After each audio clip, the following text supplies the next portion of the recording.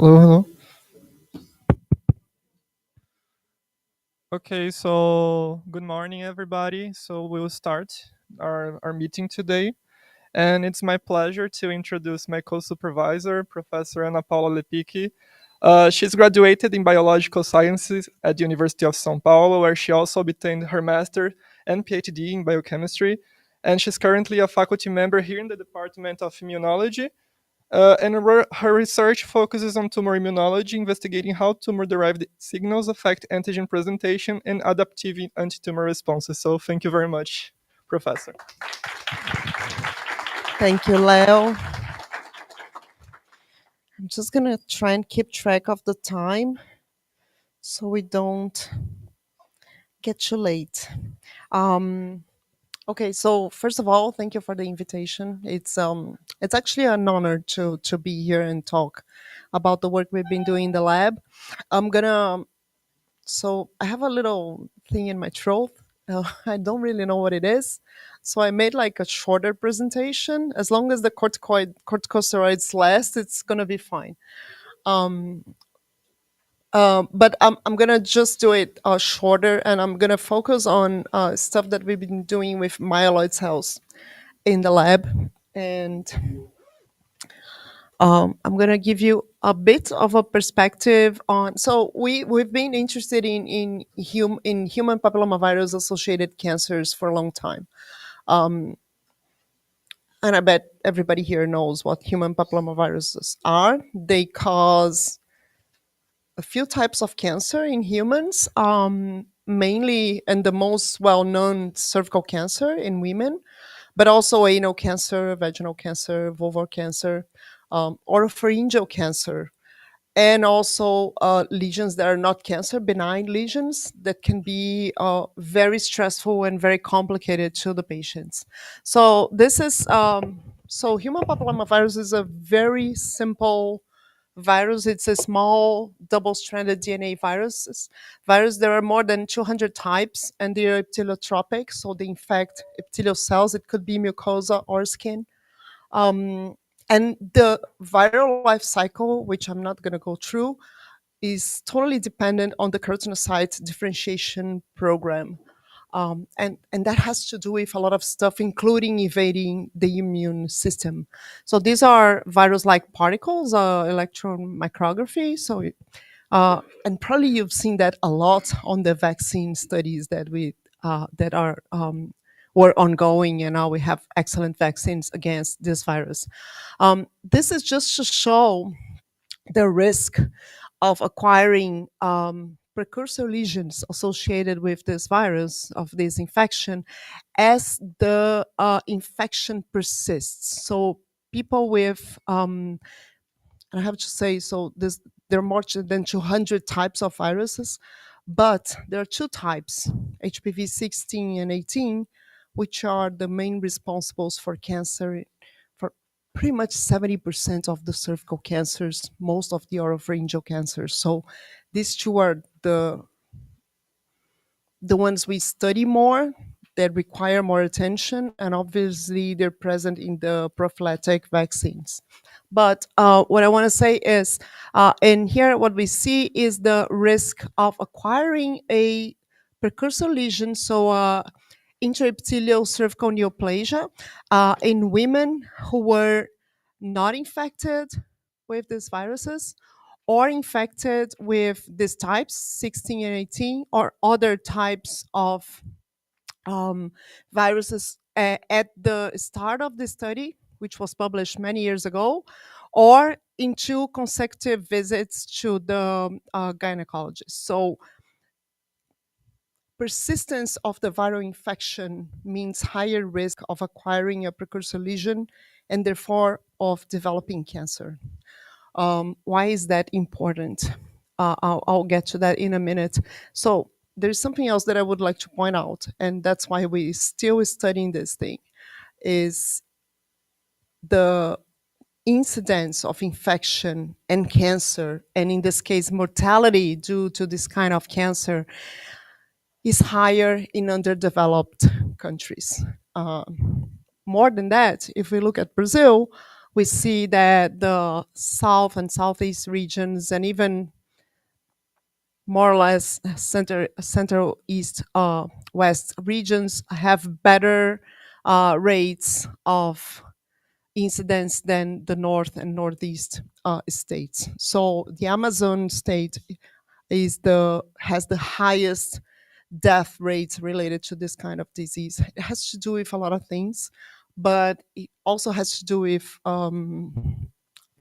less coverage of the women population. So if you detect a precursor lesion, it's easy to remove it surgically, very easy to remove it. And then you avoid cancer development. But these women are not being screened. So they have cancer, and usually when they get to the service, it's already advanced cancer. And that's pretty common. So the patients, I'm going to show you a cohort of patients here in Sao Paulo, that most of the patients get to the clinician already with advanced cancer, and then it's really hard to treat.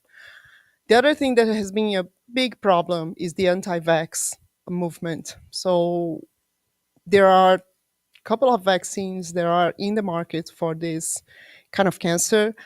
Our health system provides that for children, but people have not been vaccinating their children. And this vaccine is especially is it's even more complicated because besides the anti-vax movement, there is also the taboo of, "Oh, if my daughter is vaccinated, she's going to start having sex with 10 years old." So, which is not true, but there is also this problem, and that has been observed mainly in Latin countries. So it's another problem that we have to deal with. So, giving the vaccines and all we know about the development of these lesions, I should be able to be studying something else. But we are still here studying this and trying to figure out how to get better treatment to the patients that get to the hospital with advanced disease. So this is the genome of this virus. Again, very simple. There is the E letters represents the early expressed genes. The L letters are the structural called the structural proteins, the late genes. And pretty much what happens is that this virus usually has to infect the basal cells of the epithelium. And again, I'm not going to go through what would be the productive cycle of this virus, but eventually it will transform cells. And for that to happen, usually what we see is integration of this genome into the whole cell genome. And this integration has to, it can happen randomly, and usually we don't see that. We don't know what's happening, except if there is a break in this gene here, E2. So E2 is a transcription factor, and it binds to this promoter region and keeps this promoter weak. So very little expression of the oncogenes. E6 and E7 are oncogenes. Very little expression. How is that interesting? These are pleiotropic protein, and a very small dose actually does a lot of work and is enough for the viral life cycle. The problem is when I have a mutation here or don't express E2 anymore, this promoter region now binds to cellular transcription factors, and the expression of these two oncogenes increase. And that will lead to immortalization of the cells, and the cells are actually selected. So those are the cells we find in cancer. It's not that the integration was directed, it's just that the cells that had this configuration were selected through time. Does it make sense? Yeah. Okay, so, but again, you have viral proteins being expressed here. So, of course, we need immune evasion, right? Otherwise, this would be eliminated. In fact, and these are studies in women, most of infected women will spontaneously eliminate the virus. Even precursor lesions will be eliminated. So lesions that take like a third of the epithelium, 90% of those will be spontaneously eliminated. Uh, so sorry. Um, so the immune system actually recognizes this and can respond against this. But still, Although the immune system recognize HPV antigens, and we know, for instance, that immunosuppressed or immunodeficient patients are at a higher risk of developing, not only of acquiring the infection, but also developing lesions. Um, we also know that infected asymptomatic women display mixed T cell responses against the viral antigens. And importantly, we know that in cancer patients, and this is a study that was published some time ago, has shown that a regulatory T cells specific to tumor antigens will inhibit the T cell responses against the tumor. Um, we also know there are humoral responses, natural humoral responses against this virus, but they're have very low titers. It's very slow, and it wanes sort of quickly. So the vaccine actually can promote very high titers of neutralizing antibody against the virus, and it lasts for a long time. We're not going to get into that. The question here is, how come, if we do recognize, although there are regulatory T cells, how come some of the people actually get sick and have cancer? So there's a lot of people studying that, the regulatory and tolerogenic mechanisms triggered by this kind of cancer, to try to figure it out. Just to give a few numbers, I said that most people eliminate the virus, right? So when do we acquire this kind of infection? What do you think? Are you sick? It's me. Sorry. When do we acquire this kind of infection? Exactly. When we start sexual exposure, right? So when we look among young people, uh, in average, 30% of the population in fact is infected. So 30% is a lot. If I tell you 0.1% of 30% of the women will develop cancer, that's a lot of people. So it's actually very important to try and figure this out and solve this problem. Um, so how do we look at this in my laboratory? How have we been working with that? So we like to study both the local interactions between tumor cells and leukocytes, and then in mouse studies many years ago, we started to observe that there were like huge effects from these HPV associated tumors in the mouse. So we saw more proliferation of cells in the bone marrow, more proliferation of cells in the spleen. Those were not tumor cells, those were leukocytes. Um, we saw like changes in the B cell population, and we did some work with that.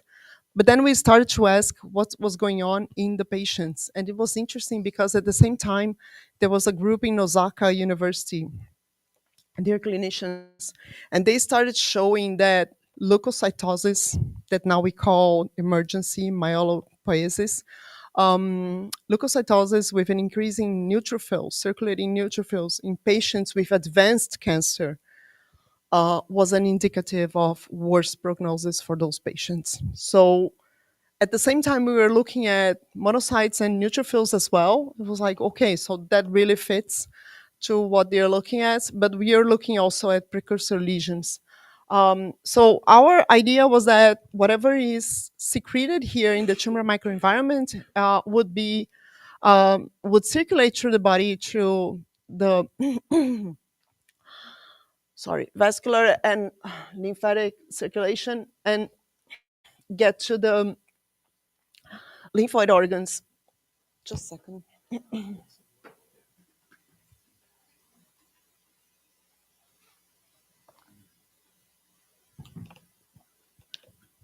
Get to the lymphoid organs to promote this emergency myelopoiesis. So what is that? What is emergency myelopoiesis? This was known before as leukocytosis, which is the increase of cells circulating. Of course, when you say leukocytosis, could be lymphoid cells, like in an infection, or could be myeloid cells. It could be both. But it's been known that cancer can promote an increase in the myeloid cell population. And that's through different mechanisms by secreting cytokines, for instance. So I had probably some of you know them. You probably met Renata in Ribeirão Preto. I don't know, but these were two students in my lab. They did some work on this question of what happens with local and systemic effects of this kind of cancer. And Carla actually had a very big challenge. So she took samples from a cohort of patients that had no lesion, low grade lesions, high grade lesions, and then cancer. And she went and studied the populations in the lesions and then the circulating cells. So she found a lot of stuff, but uh, one thing that was interesting was that if she took monocytes and differentiated, I know you said those are not dendritic cells, just bear with me for a moment. Monocyte derived dendritic cells. Um, and we did that in collaboration with Barbuto. But what she did was take the cells, differentiate, and then do allogeneic uh, co-cultures with T cells. And then she could see that as the patients had cancer, we saw less activation of the T cells. And also, she could see a negative correlation between the concentration of GCSF in the plasma of these patients and proliferation of T cells in the cancer patients. So we're kind of interested in that.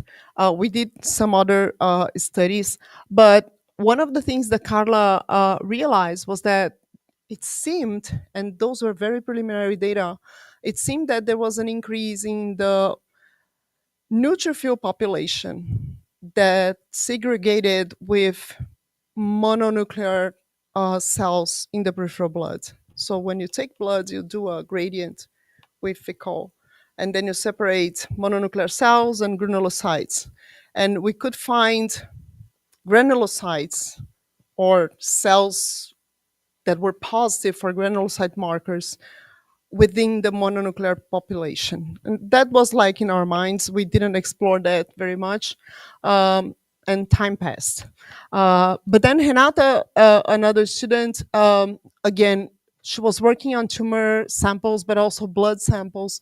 And what she saw in the blood samples was that if she analyzed, and we chose a few signaling pathways to study because we figured, okay, you have different populations circulating, you have different phenotypes, you have different cytokines present in the blood, you have to be changing the signaling of several pathways. So Renata chose a few of them to study based on pathways that would be both important for the tumor cells and also for inflammatory and immune responses. And this is just the example of NF-kappa B, P55, NF-kappa B, and STAT3. And what she showed was that there was a decrease in the detection of NF-kappa B as, again, lesions progress to cancer. These are controls without cancer, high-grade lesions, squamous cell carcinoma and adenocarcinoma. Um, so a decrease in NF-kappa B and an increase in STAT3, both the total protein as the phosphorylated protein. So not only we saw differences in the population circulating, but we also saw differences in the signaling of several important pathways. So yeah, that we figure, okay, there are a lot of changes happening systemically in these patients. And then Lohane, Prado, and Jory, um, okay, that's wrong, uh, decided to get peripheral blood cells from patients and controls and do an RNA sequencing. So just took samples. This is just quality control for the samples. And what they see, this is just a heat map. This is a non-supervised analysis showing differences between controls and patients. But pretty much when we look at biological process that were enriched, upregulated or downregulated, what we saw was downregulation of markers of adaptive immune responses and upregulation of markers of inflammatory responses. So again, it was kind of fitting with things that we have seen before and other researchers as well. And then, with the help of Luciana Barros at ICESP, Jordi did a deconvolution of the data to try to figure out which populations were more represented. And we saw some differences, but when I looked at these markers for granulocytes, I was like, okay, I've seen that before. So we saw that before. We had an indication that there were more cells that seemed to be neutrophils in the PBMC fraction of the blood. So this was PBMC. So we took the PBMCs to sequence, and then again we find markers for neutrophils. So what we did was to, okay, let's try and take a look at that. I just want to give you a little more indication here that we saw also when we did this whole panel, we saw a lot of targets for STAT3. We had seen upregulation of STAT3 in the peripheral blood of the patients. And then in this panel, which was obviously a huge panel of differentially regulated genes, we saw a lot of targets of STAT3 present there. So we went to look at PBMCs just by image. We had the flow cytometry data, the RNA data. So I said, okay, just take a look, see if you actually see the protein there, and you see like this beautiful staining with STAT3 in circulating cells from patients, but not so much from controls. And again, we saw targets for STAT3, which is arginase 1, classic target for STAT3 upregulated in cancer patients. Okay, so then we decided we would just try and figure out if there were neutrophils present there and what the cells could be doing. So this was a collaboration with Maria Luisa Genta at ICESP. And I apologize, I hadn't realized this was in Portuguese, but this is a cohort of patients with cervical cancer that were enrolled at ICESP. And sorry, most of the patients had actually late stage cancer, and most cancers were squamous cell carcinoma, which is normal for cervical cancer. There is just a fraction of adenocarcinomas, and because they had late stage cancer, most of them were in radio and chemotherapy treatment. So for cervical cancer, usually we know clinicians just operate patients. The patients just go to surgery until the tumors are at most 4 centimeters large in size, which is pretty pretty big. But more than that, surgery is not recommended anymore. They go to chemo radiotherapy, associated or not with chemotherapy, and treatment, as I mentioned, is much harder. So we had this cohort of patients and we started to look at their peripheral blood. And what we see here is just, if we look at the CD14 negative population, we see CD16 positive cells in the controls, but we also see this population of CD66B cells in the patients. And when we look at the cells, they are actually high in side scatter. And this population here has some of the cells are positive for PD-L1, some of the cells are positive for phospho-STAT3, a few of them are double positive, and it's quite interesting because I expected them to be, like most of them, double positive. They're not. However, if we look at the correlation between the expression of PD-L1 and phospho-STAT3 is a positive, very strong correlation. So somehow things are happening at the same time, although they're not the same cells. So again, it's a small population of low density neutrophils, and they're called low density because they correlate with, they segregate with the PBMCs in the density gradient. But it's not a homogeneous population. It's a heterogeneous population, and I can tell you now, it varies from one patient to the other. So that's living with patients. It's complicated. But anyway, what did we see? So this is the correlation. What did we see? We see that patients have higher frequency of this population, either the total CD66B population, or the positive cells for STAT3, or the positive cells for PD-L1, even both. But it seems to be a marker for cancer patients related to controls. Um, Curiously, the patients that had high expression of STAT3 in this population also had worse prognosis, um, which it's interesting, but it's, if you think about it, it's hard to do anything about it, right? So you have a lot of variation among patients. If you do detect that population, it might be a patient that you have to pay more attention to, but if you don't, it doesn't really mean anything. So we wanted to know if the cells could have like a tolerogenic profile. Why did we want to know that? So low density neutrophils some time ago were considered immature neutrophils that could be suppressor cells. Nowadays, it's a whole other conversation. There are papers saying how we need to figure out how to classify the cells. I showed you that they do express CD16, actually a very high expression of CD16. So they don't seem to be immature cells.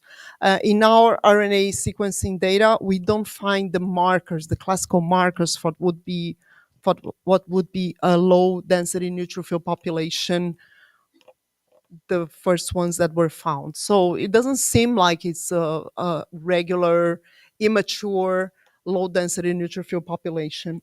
And we wanted to know what they did. So what we did was sort the cells and put them in culture with T cells, again, allogenic T cells. The T cells were stimulated, and we saw, so the negative control, the stimulated T cells, so they would proliferate and express CD69. But the CD8 T cells, when we added neutrophils to the culture, and because we have so few neutrophils, we did like 1 to 10 ratio. We didn't have a chance to do more than that. But when we added the neutrophils, we had a decrease in the activation of these T cells. But if we blocked STAT3 using a pharmacological inhibitor, then we could recover the T cell activation. So it seems like these low density neutrophils could be tolerogenic cells, and that they could be doing that by true STAT3 activity. We don't really know how exactly. So we went back to the tumor microenvironment and asked, so there is a lot of data about STAT3 and cervical cancer, lots, but it's not a consensus at the moment. Actually, there are people publishing now that maybe STAT3 is a good thing in cervical cancer. So we had another cohort of patients that is described here. So these are 88 patients, and their cancer samples were organized in a tissue microarray. Do everybody know what this is? Anybody doesn't know? Everybody does? Okay, so we use this tissue microarray to probe with an anti-STAT3 antibody, and what we saw is that in the epithelial cells, and tissue microarray is not the best tool to look at the stroma of the tissue. So we don't have like a lot of data on the infiltrate, but what we saw is that nuclear expression of STAT3 was actually a bad marker. So patients that had high nuclear expression of STAT3 in their tumors had lower survival than the other patients. So pretty much what we think is going on is that locally STAT3 is a bad marker, but also systemically it can be a bad marker. So it could be a potential target for therapy. That's the idea, and not by itself um, at all, but together with other types of therapy, for instance, vaccines or chemo and radiotherapy. You're going to have a talk by Glenn Barber soon, and he's probably going to talk about Cgas sting. So STAT3 is one of the inhibitors of this pathway, so it could be very advantageous in therapy to block this pathway and have pro-inflammatory, cytotoxic effects from these. Um, and I guess that's what I want to say. I regret to say none of my students are here today.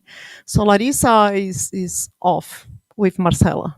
Jordi is finishing his PhD and he did a lot of this work and he's working now at AC Camargo. And Lorraine has finished her PhD. Fabi is going to finish her thesis and her defense is next week. And Sandra, you all know, she's on vacation. And these guys are gone to their homes. But that's it. Mariana is also not here today. So I would like to thank a lot of collaborators. A lot of people worked for this to happen. We are at right now getting samples from the tumors from our first cohort, the cohort of the neutrophils, to check neutrophils in situ, in the tumors, and see if it correlates with the data we have in the peripheral blood. But that's it for now, and thank you.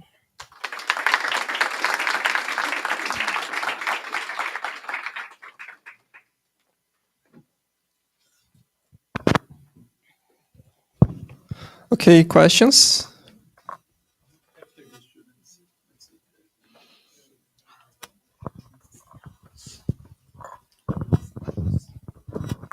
Thank you, Professor. It's really nice data. And I have just a simple question. If you have a phenotype of CD8 T cells in the tumor, and how these CD8 T cells are in the tumor, so they express exhaustive markers or It anyway. varies a little between patients, but yes, there is data showing expression of PD-1 in the T cells. And there is actually therapy. So therapy with the antibodies is usually done after surgery or after treatment. We are now starting a study with patients post surgery, where we are going to try and detect tumor cell DNA circulating in the blood and try to correlate with these markers and response to therapy, because after treatment, patients seem to respond okay to the antibody therapy against the checkpoint blockades, but pre-treatment, it's not really working. So this is considered a hot tumor. We see a lot of lymphocytes in there. I didn't show the data, but that's my data. A lot of people have been showing this. So there's a bunch of lymphocytes in these tumors. We don't really see the organization of tertiary lymphoid organs as others see, but there are lymphocytes there, and we had some actually cool data in mice where we depleted the macrophages, and then we saw a lot of CD8 T cells coming into the tumors and blocking tumor growth, and those were activated T cells, effector T cells. But we had to deplete the macrophages for that to happen. In the case of the patients, it varies a lot, but there is a clear correlation also between regulatory T cells and CD8 T cells. If you have more regulatory T cells than CD8 T cell, then you tend to see patients with worse prognosis, and the opposite, the same. Anyone else?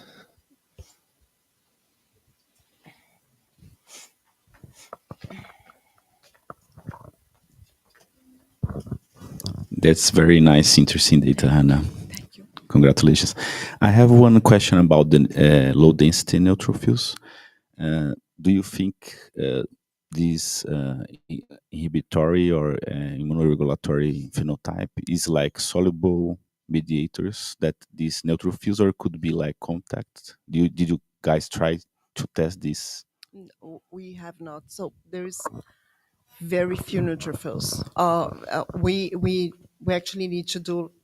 The idea would be to get more cells. The problem is getting a lot of cells. So we've been able to take like 20 mLs of blood from the cancer patients. Taking more than that's really complicated, and the percentage of cells varies a lot. Some patients have like 10% of those neutrophils circulating, which is very scary, but a lot of them have like 1% and or very little.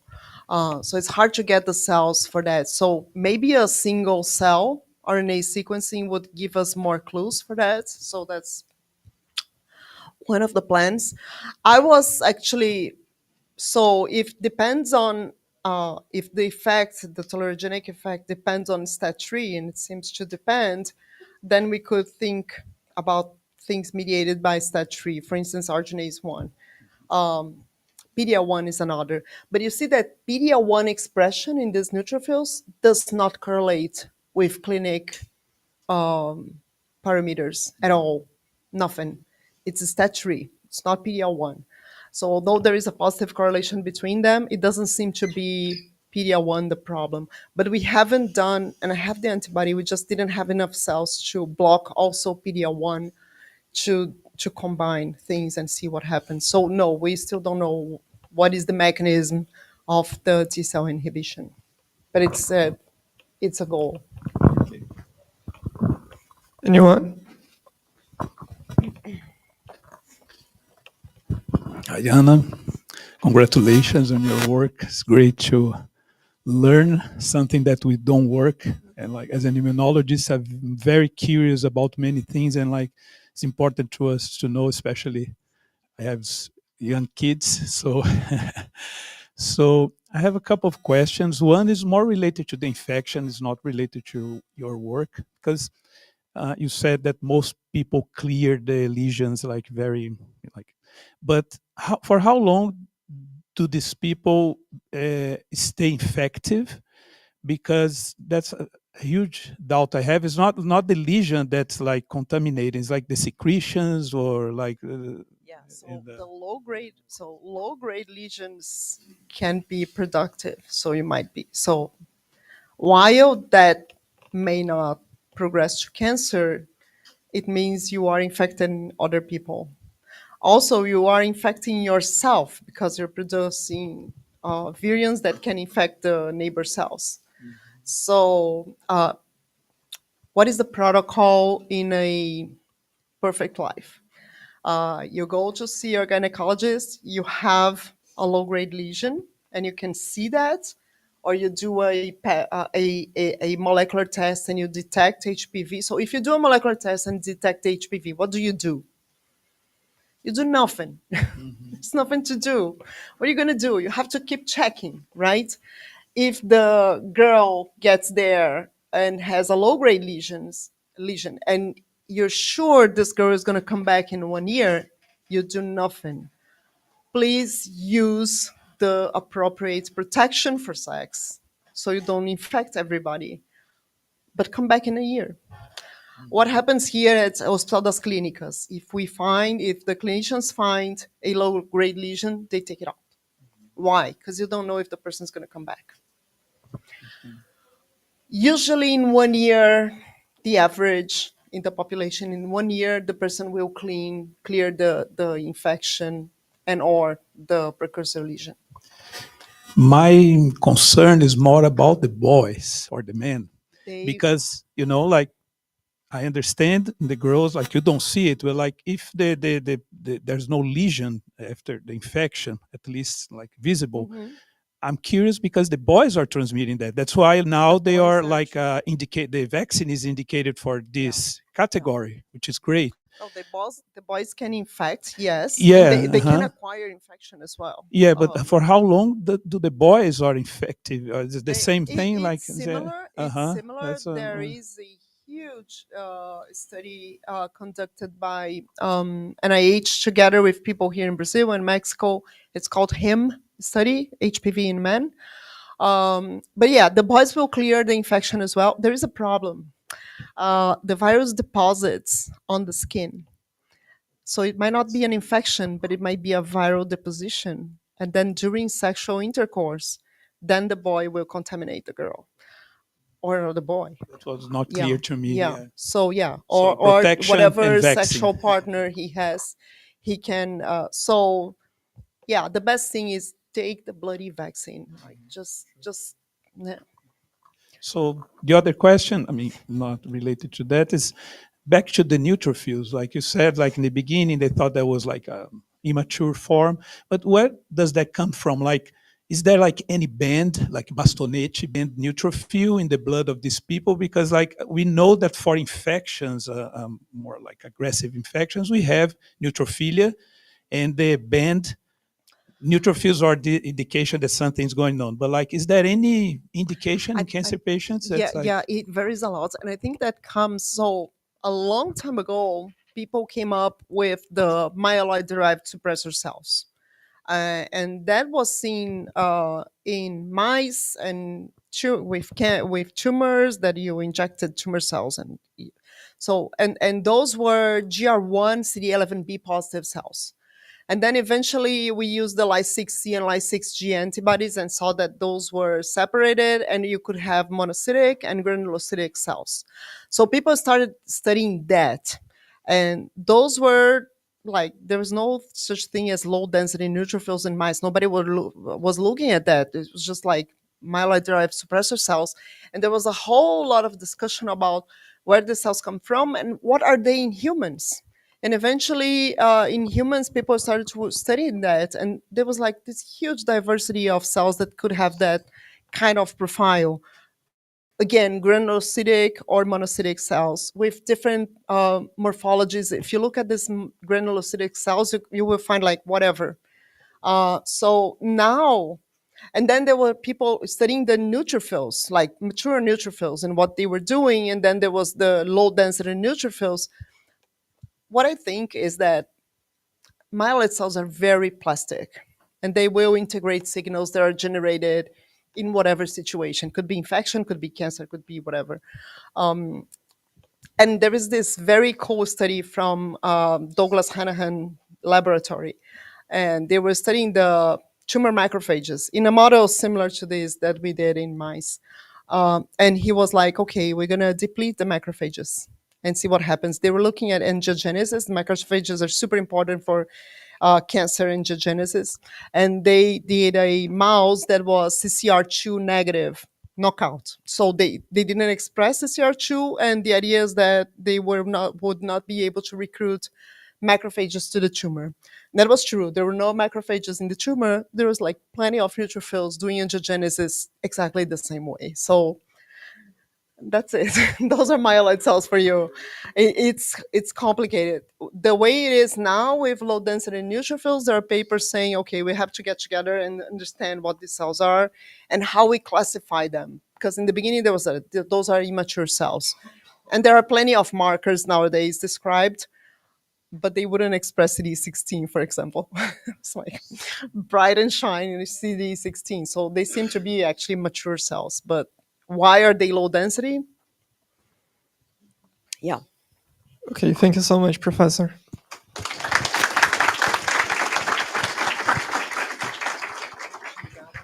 Okay, so next we have Ana Maria Moro. Dr. Ana Maria Moro has received her degree in biological sciences from the University of São Paulo, her master's in molecular biology from the University of Brasilia, and her PhD in genetics from the University of São Paulo.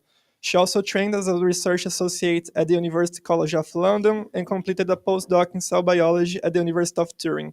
She's currently senior scientist at Butantan Institute and director of the Biopharmaceuticals Laboratory, leading projects in biotechnology and immunology with a focus on therapeutic monoclonal antibodies. Thank you so much. Thank you. Hello, good morning. I want to thank the organizing committee for this, for inviting me to be here today. It's my pleasure in this morning to give this talk. Well, I'm going to talk about monoclonal antibodies targeting infectious disease.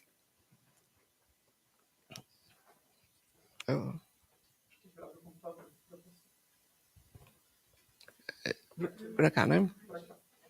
Para cá, okay. Okay.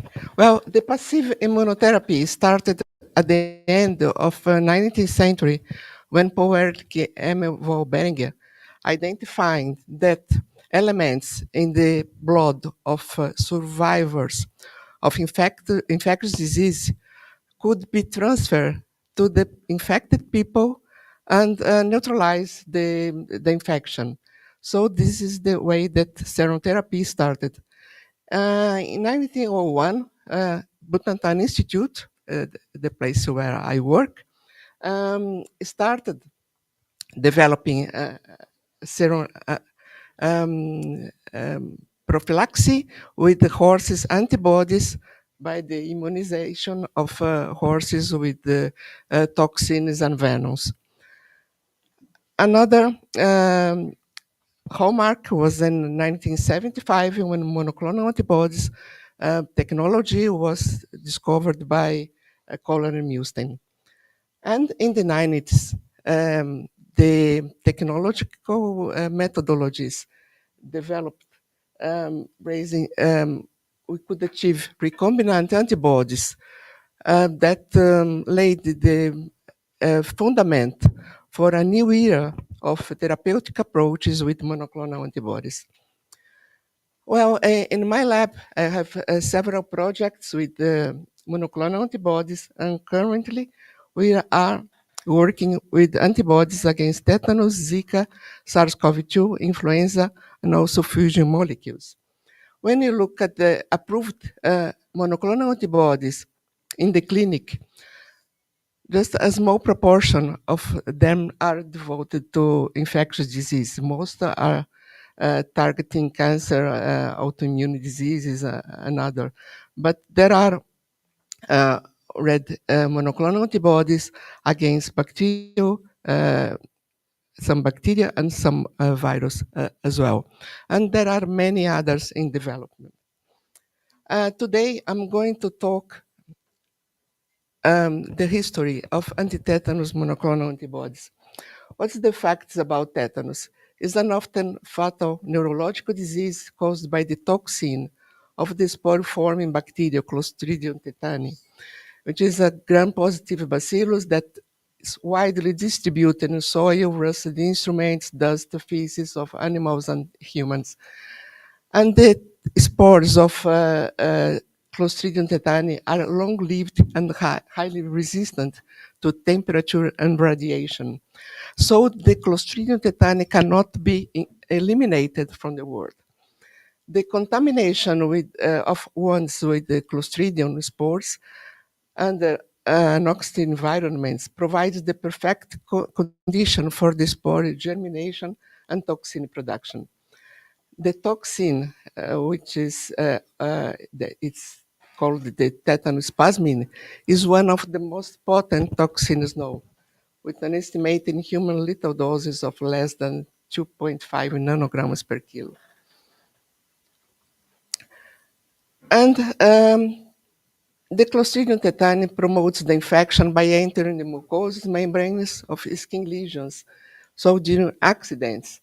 And also there is the neonatal tetanus that is it's by the infection of the umbilical stump. There are other risks of infections in natural disasters during earthquakes, landslides, floods, typhoons, the use of unsterilized surgical supplies, by drug addiction, and the sharing of needles. The disease, the generalized tetanus, more common is this type, 8% of the cases. And neonatal tetanus is similar to this type, but affecting babies with less than 1 month.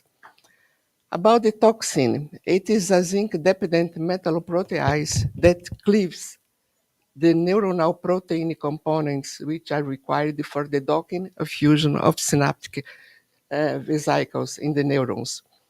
So by this mechanism of actions, the inhibitory neurotransmitters cannot be released. And this prevents the muscles from relaxing, affects the nerves that controls the body muscle activities. And often the paralysis that occurs affects the chest and airways, potentially leading to respiratory failure. The tetanus toxin is a 150 kilodaltons protein with two portions, one that's called the heavy chain, with two, it's called the the C fragment, the B fragment, and the light chain with the A fragment. Each part of the protein has a specific function. Here you see the three parts of the toxin. The binding is provided by the fragment C. The fragment C of the toxin, when the accident occurs and the tetanus spores are germinating in the tissue that has been contaminated, the spread of the toxin into the lymphatic blood system reaches the neuromuscular junctions.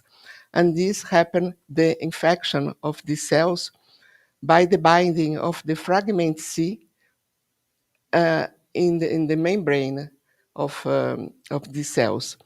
The fraction B is responsible for the retrograde axonal transport into the neurons, achieving the medullary, the central nervous system, where the activity of the light chain occurs, cleaving the synaptobrevin and blocking the release of inhibitory neurotransmitters. And this is the cause of the paralysis. The binding of the fragment C to the neuromuscular junction occurs through ganglioside sites present that are highly expressed in the membrane of nervous cells. So these are, it's called the R pocket and the W pocket of the neurons that are the entry sites for the toxin into these cells. About the incidence of the tetanus in the world, here is the WHO reported number of tetanus since 74 to now. And of course, the incidence decreased with the advance of vaccination, but there are still more than 20,000 cases, reported cases in the world. In Brazil, we have about 250 cases by year. These are the reported cases, but the prophylaxis is intended for more than that, because all the accidents that need prophylaxis are in need of this passive immunotherapy, which is provided nowadays by the application of hyperimmune sera from horse in Brazil, and also immunoglobulin from vaccinated people when there is some, let's say, allergy to heterologous serum.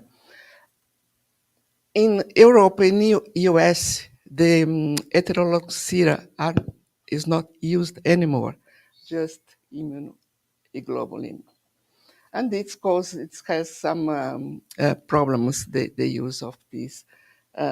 One of the problems is that a huge amount of antibodies should be provided, because just a small part of the polyclonal sera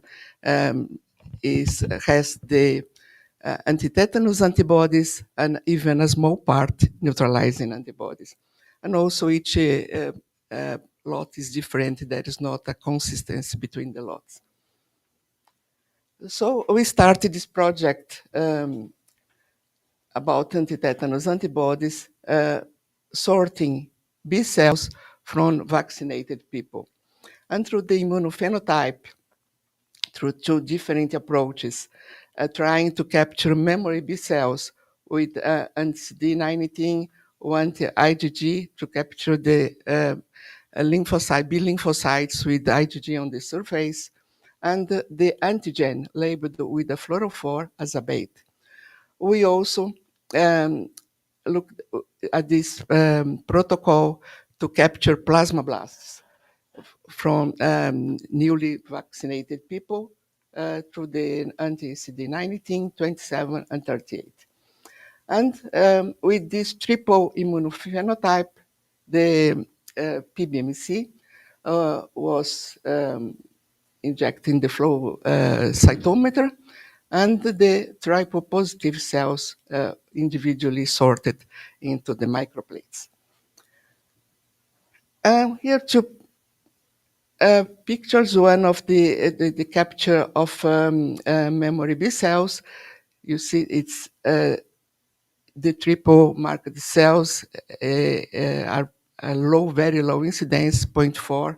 In this case, with we sorted plasmablasts, we can get a higher incidence of triple marked cells. And there is a series of PCRs after these B cells are sorted.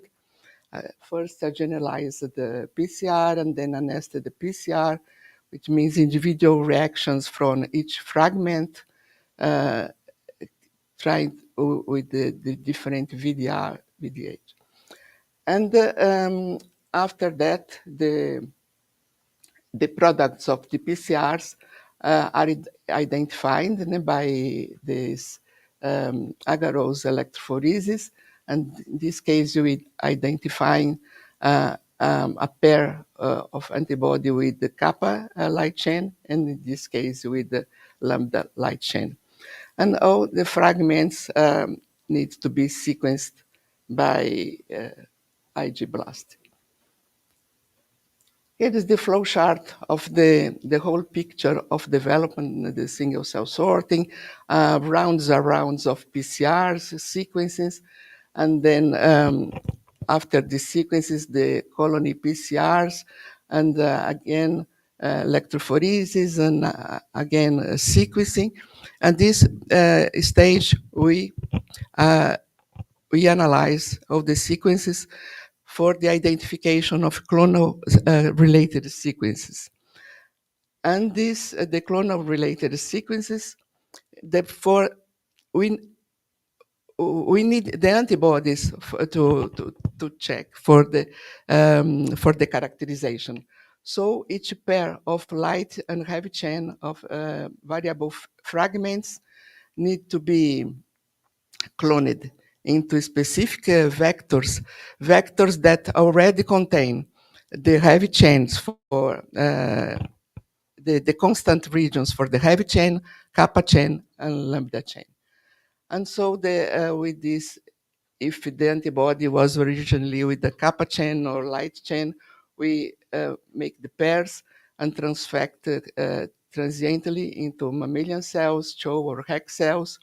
Each expressed antibody needs to be purified, and then we first run a binding assays by ELISA or plasmonic resonance.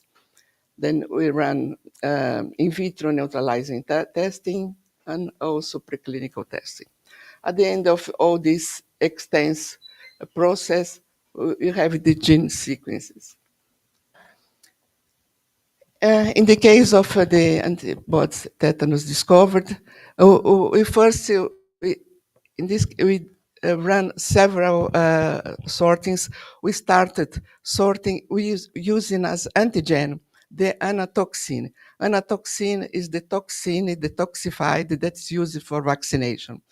Is formaldehyde detoxifying process, and all the sortings we did with the anatoxin, it didn't result anything good. And so we started to work with the toxin itself. And then you could get some, through the memory of plasmablasts procedures, we could get a number of amplified pairs that were clonal related.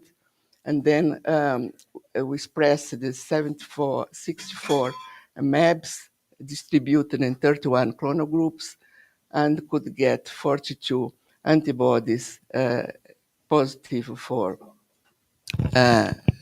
that could bind the tetanus toxin.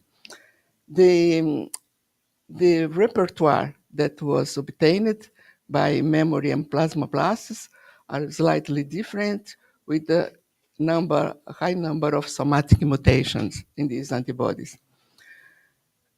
And the ELISA binding. It could get the sequences, the antibodies that could bind the tetanus toxin and also the tetanus anatoxin. In this black line is the horse polyclonal sera that was used as a control. And we also tested these antibodies against the fragment C, which is the recombinant fragment C, which is the part of the toxin that binds to the neurons. And from this 42, we could get just 2 antibodies binding to fragment C. This, we are going to talk about these two, 117 and 140 antibodies. And next, we evaluated, we want to know how these 42 antibodies, how to screen them, and where in the toxin they are binding. And the first approach was to run Western blots analysis. Here in the one, we have the unreduced the toxin, and then 3, the reduced toxin. And through this approach, running Western blot for each one, we could get different patterns of antibodies binding with only the heavy chain, the light chain, or this one just binding to unreduced toxin, which we thought that could be a conformational epitope. These 5 antibodies that are here were selected, the 117 and 40, of course, because they bounded to the fragment C, and other 3 that we found binding to different portions of the toxin. And we also did a peptide array where we could, through linear peptides in these 4 cases, trying to identify the locally connection of the antibodies with the toxin. And we ran circular peptides for this that was thought to be a conformational epitope.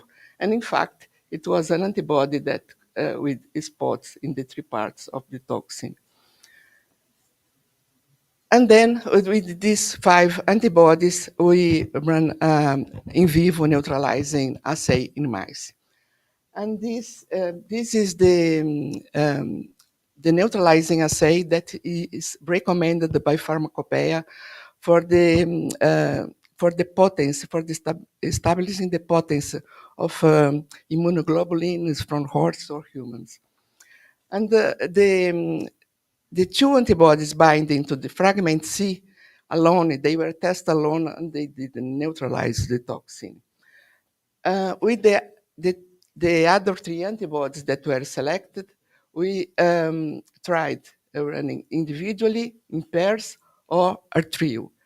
And only the trio, the composition of the 3 antibodies, was able to neutralize the toxin as the same way as the polyclonal antibody from horses. All this work was the PhD thesis of Eduardo Aliprandini. Eduardo is currently a senior scientist at AstraZeneca in Cambridge, UK. It was studying student. And I want to point out that this work was the great support of Professor Anna Lepik. At that point, she was in charge of the only cell sorter, only flow cytometer with a cell sorter in São Paulo. This equipment was in Santa Casa and far from here. And Eduardo prepared the samples for each time, prepared labeled the PBMC in the lab and brought them to Santa Casa, where with the help of Ana Lepik, run the cell sorting, and brought then the microplates with the individual B cell sorting to continue the work in the lab. And um, proceeding with this characterization of these antibodies, we want to know about the affinity of them. And when through the plasmonic resonance, when we run the kinetics affinity approach, we couldn't find uh, the affinity constant, the very high affinity constant for just 2 antibodies. For the other 3, we couldn't find this constant because the dissociation did not occur. These antibodies that bind to the toxin and remain binding even for 10 hours, which is the longest time that the equipment allows for this run to occur. Here we have the usual association and dissociation that occurs with antibodies. And in this case, these antibodies, they are very sticky to the toxin. So instead of kinetics affinity, we run the other approach, affinity at steady state, to try to figure out. But you see that the 10 to the 7, 10 to the 8, they are very smaller. Let's say for this 120 here, here 10 to the 18, but it's 10 minus 10 to the 10 by this. So the affinity of this antibody is very high, and the avidity is really good. And for these 2 antibodies binding to the fragment C, to know were they able to inhibit the binding of the toxin to the ganglioside. And this was the assay that you performed and find that they are really good at inhibiting the tetanus toxin to the ganglioside. We mixed these 2 antibodies with the other 3 in different compositions, but alone they gave the best results. This was the work, the PhD of Daniela Takata, with the help of Tania Manieri for the in silico approaches for the prediction of the sites of the binding of these 2 antibodies here. In green, we have the FAB, in red, the CDRs, and the yellow and gray, the toxins. So we could, let's say, have a prediction of this, of the binding of these 2 antibodies to the toxins. And then another student started the work through the work of the how these antibodies relate to the neuronal cells. He started the work working with different neuronal lineage of cells from rats, human, mice, but the results were not good. And then he started to work with the primary cells, neuronal cells, taken from the medullary of newborn rats. And by this approach, we could get the cells that were plated, and with the auxiliary of the labeled toxin, we could run the confocal microscopy.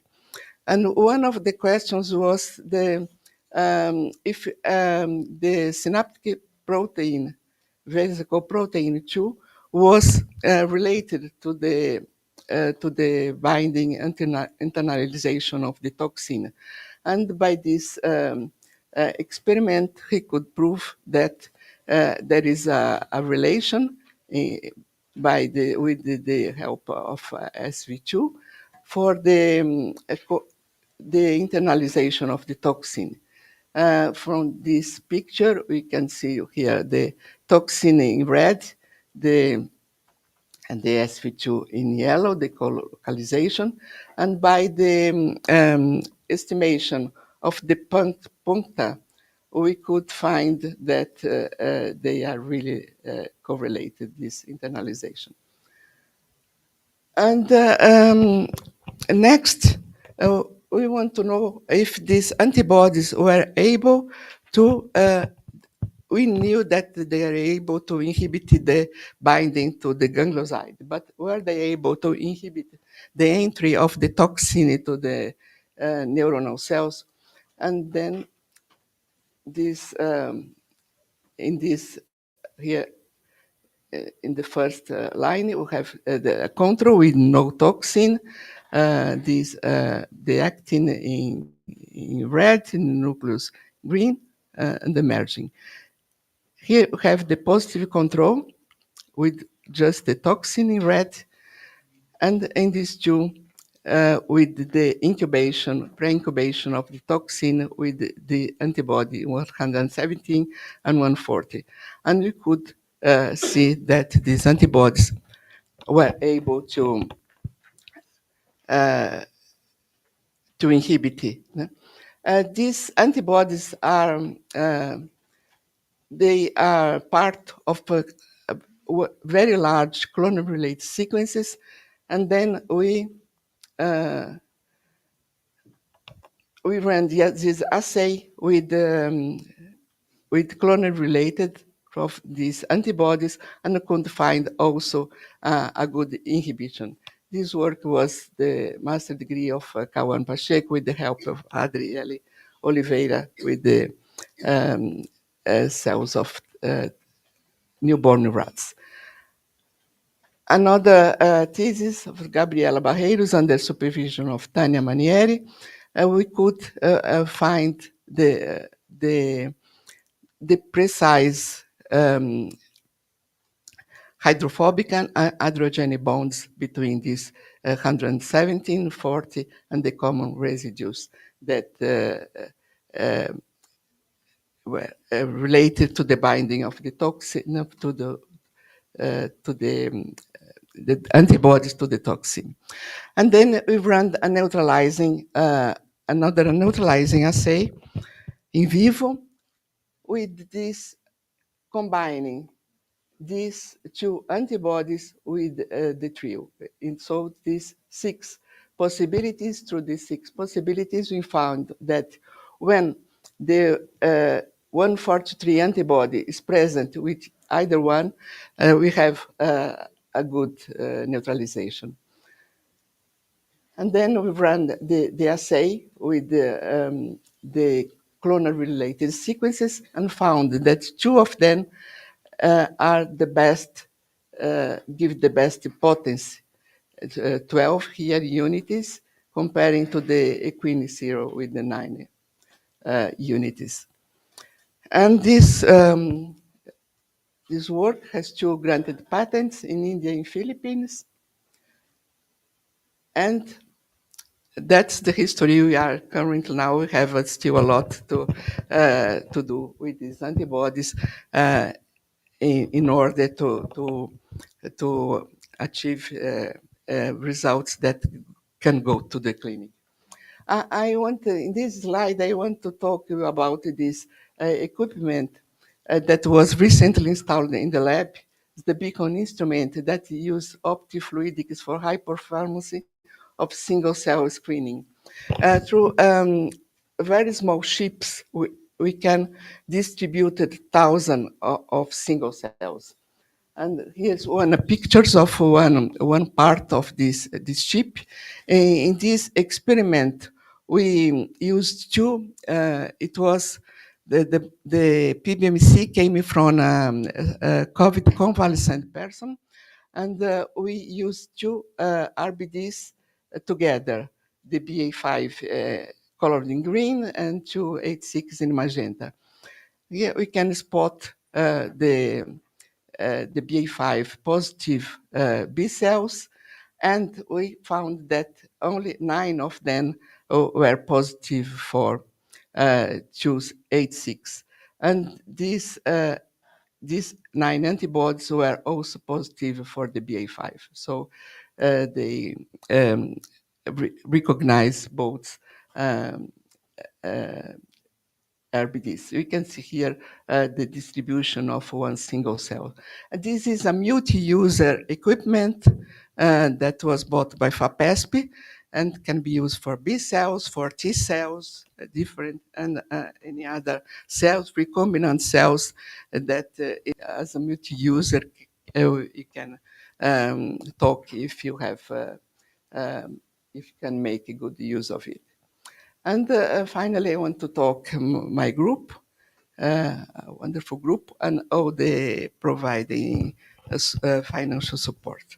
Thank you.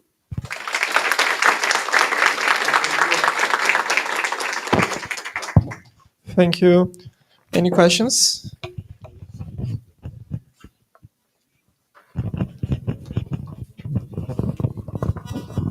Thank you very much, Professor. It's a really nice data. So I have a simple question about the expense of monoclonal therapies for infection disease, because we are in the pool. This infection disease is high incidence in poor countries. So how do you think is more change this and make it more cheap for our populations? Well, this is an illusion, I think, that the current prophylaxis is cheaper. If you put into account the price of the horses, of feeding the horses, not during the immunization, but for life, the vaccination of horses, of the veterinarian, and all the plasma processing approach also, it's not cheap. You see? So, it's, and the monoclonal antibodies can turn cheaper than they are. Of course, that antibodies that are meant for cancer, that they are autoimmune disease, they are used for longer and longer times, it means a huge amount of money. But for neutralizing infectious disease is just once. And you can make, we work on that as well in my lab, trying to get stable cell lines with higher productivity. When you increase the productivity, we can lower the price. And there is a call by Melinda Gates about in the world about getting approaches to try to decrease the how to use innovative technology to try to decrease the price of monoclonal antibodies.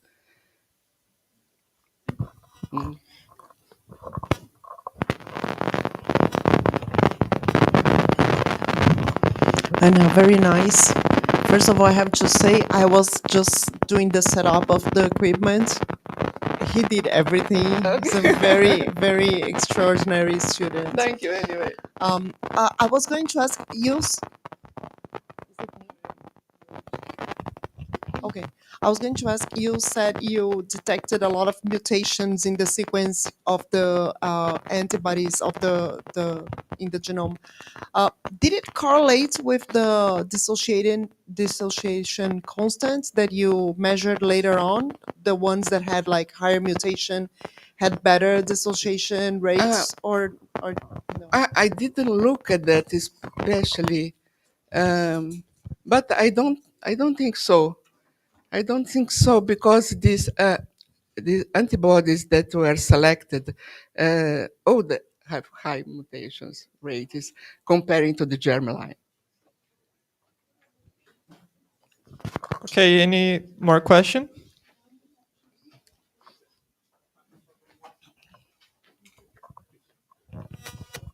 Thank you, Anna. It's always great to see like how you like turn these like classic technologies and like moving forward to like new approaches to produce these antibodies. And two questions.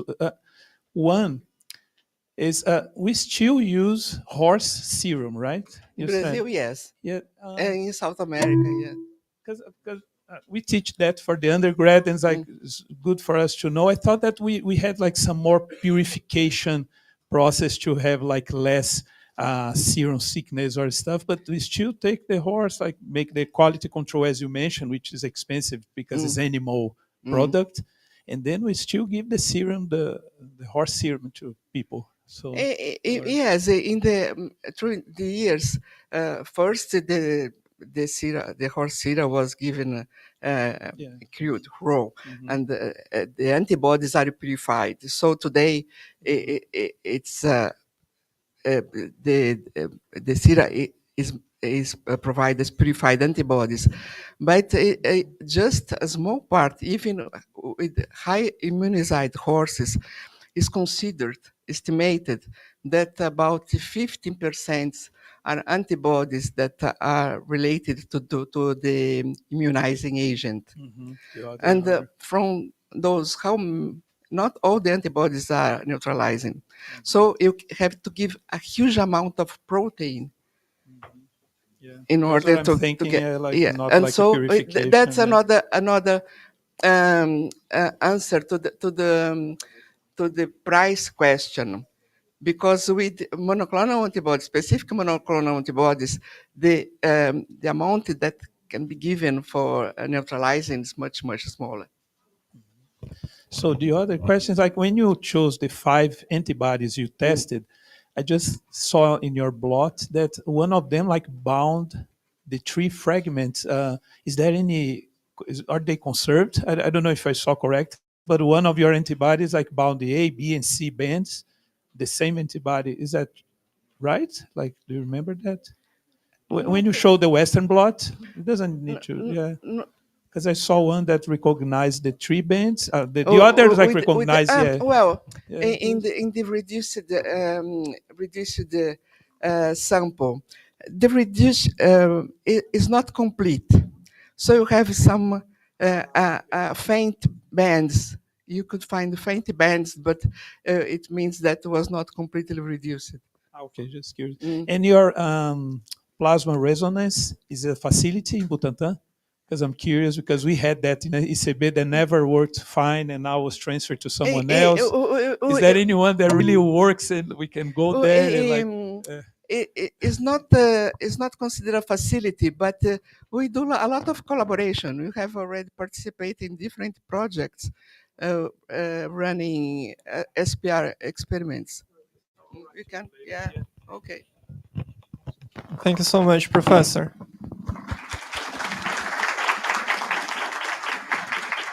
Okay, so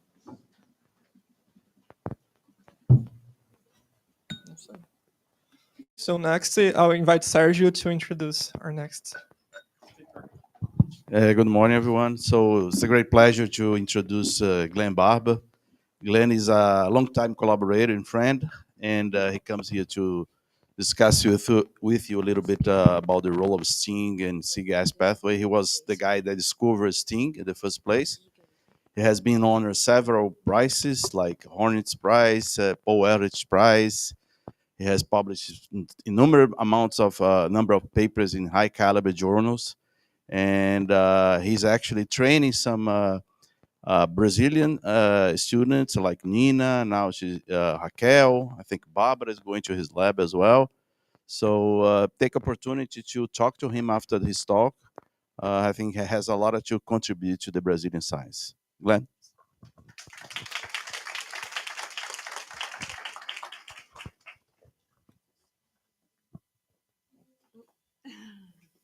Thank you so much. Oh, thank you. So let's have a look. Okay. Bom dia. Portuguese or English, Jose? English, good. Muito bom, muito bom. Sorry, I don't speak very good Portuguese. My Portuguese is Salvador, de Salvador. So you won't, Sergio taught me. All right. But it's a pleasure to be here. I just arrived this morning. I left Miami last night and arrived in Sao Paulo about 5 or 6 a.m. And actually, it was strange because there was this Chinese aircraft, big Chinese aircraft in Sao Paulo. And when I got to the security, there was hundreds of Chinese people there in front of me. And it took me ages to get through. But actually, what was surprising is I didn't know they did direct flights China to Sao Paulo. No, I wonder where they come from anyway. It's strange. I thought I was in the wrong country. Anyway, sorry. It's a pleasure to be here. And as you all aware, being top grade immunologists, I work on the interferon. You work on the interferon system. You all know about the interferon system and cytokines. So the cytokines were actually discovered in 1957 by these guys called Isaacs and Lindemann. And I think they're at the bottom here somewhere. No, they're not. I've just pressed the wrong button. There they are. And so the interferons were discovered around about 60 years ago now. And what these two gentlemen did was take some heat-inactivated influenza virus and they put them on top of some cells. And they noticed that the cells secreted cellular proteins which were able to interfere with virus replication when put on fresh cells. And they call these interference factors. And these were the first cytokine to be discovered. And there's Isaacs there. This is Lindemann. And Isaacs unfortunately died in 1965. He was very young. Lindemann went on for a long time. I actually saw him in 1998. I gave a seminar once. So the thing is, it turns out that to cut to the chase is that it's the nucleic acid from microbes which were responsible for stimulation of the interferon. Sorry, the microphone's a little strange. So this paper by Isaac said foreign nucleic acid as the stimulator for interferon. This was in 1962. And actually, what was lost is the fact that it's DNA and RNA viruses which can do this to activate interferon. So DNA and RNA can activate production of interferon, but the fact that DNA could make interferon was lost for about 60 years, as I'll show you in a minute. So foreign DNA, they said in 1962, but it wasn't until 50 years later that people started to remember that DNA could do this. So this is 1995, the next several years. The next several years or decades, everybody tried to elucidate. Hello, thank you, that's better. Sorry. So the next 50 years, people started to elucidate the properties of the interferons, and a lot of work went into this. But the bottom line is that they knew that that microbes, bacteria, and RNA, DNA viruses, and even certain parasites activate transcription factors following infection, NF-kappa B, IRF3, interferon regulatory factor 3, and they bind to the type 1 interferon beta gene and other genes that have NF-kappa B promoter or IRF3 signal promoter region. And then the interferons, which are about 140 amino acids, they're secreted. They bind to species-specific cell surface receptor, activate the JAK-STAT pathway, and make hundreds of genes which interfere with virus infection. But they also stimulate B cells and T cells. So a lot of work went into this over the next 50 years, but we started to generate knockout mice defective in interferon. And if a mouse that doesn't have any interferon will die, I'm really unlucky with this. The mouse that doesn't have any interferon dies within about 2 days of exposure to little bits of virus. So the interferon system is really essential for protection. The big question, though, was how on earth do microbes activate the interferon pathway? Despite all this work, the actual innate immune receptors, as you know, were undiscovered. And then in 1995 to about 2004, the next 10 years, the discovery of the toll pathway came along. It turns out TLR3 and TLR7 recognize RNA species. TLR9 recognizes single-stranded DNA, 21 nucleotides, roughly. And then Fujita and Yoneyama discovered RIG-I and MDA5. These are helicases, which also associate with RNA from RNA viruses.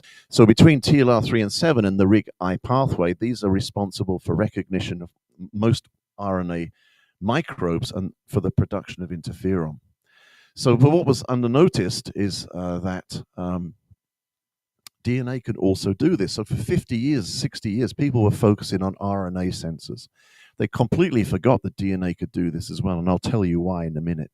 So this is what people knew. What about DNA sensors here? And that's when we came in, where we discovered, my lab was fortunate enough to discover STING. We called it stimulator of interferon genes. And we discovered or reminded people that there's a cytosolic DNA, a double-stranded DNA activated innate immune pathway. And it was triggered by double-stranded DNA species of about 70 base pairs long. So this opened up the field for looking at DNA-based microbes and so on. So this is a summary slide of the next 5 years. We discovered STING in 2008 and reported on it. And STING's a dimer in the ER, endoplasmic reticulum. And STING is actually a sensor for cyclic dinucleotides, which I might have on the side. These things. And so these cyclic dinucleotides, as many of you know, look like this. They're guanine, adenine dimers, let's say, joined at the 5' 3' end. And they're secreted by bacteria, intracellular bacteria. And STING is a sensor for detecting cyclic dinucleotides. And following infection of the cell by these microbes, STING goes through this translocation process, which we don't fully understand why, because it's quite complicated, but it leads to the activation of NF-kappa B and IRF3 transcription factors and binds to a lot of genes and triggers the production of cytokines, actually hundreds of genes. The most powerful genes that STING switches on is not interferon, it's actually CLCX10 and CCL5, actually, amongst others. So STING is a sensor for bacteria. It's evolved to detect these pathogen-associated molecular patterns, PAMPs. Then in 2013, the Chen lab discovered this enzyme in the cell called cGAS, as you've heard about. cGAS is a 500 amino acid product.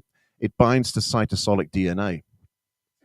And the one thing you have to remember is, if you take home one message, is there should not be any DNA in the cytosol of the cell. It's a DNA-free zone. And if there's any DNA in the cytosol, it's come from a microbe, bacteria, or a virus. Or it's come, as we now know, from a DNA damage event where the DNA is leaked into the cytosol. And this represents STING as a sensor, if you like, an immune sensor for DNA damage. So there shouldn't be any DNA in the cytosol. If there is, cGAS detects it, makes these cyclic dinucleotides to activate STING signaling. And the STING signaling pathway is very strong. After about 6 hours of activity, STING is degraded very rapidly to prevent sustained interferon action, which can lead to lethal inflammatory disease. So this is a very tightly regulated pathway. So as I've just mentioned, following the discovery of STING, we focused a lot on inflammation actually here, because we were reading some papers inflammation obviously is a wide term for deregulated cytokine production in the body, which can lead to all sorts of diseases, from neurodegenerative disease, systemic lupus, colitis, and even cancer in certain situations. But they didn't know how the cytokines are produced.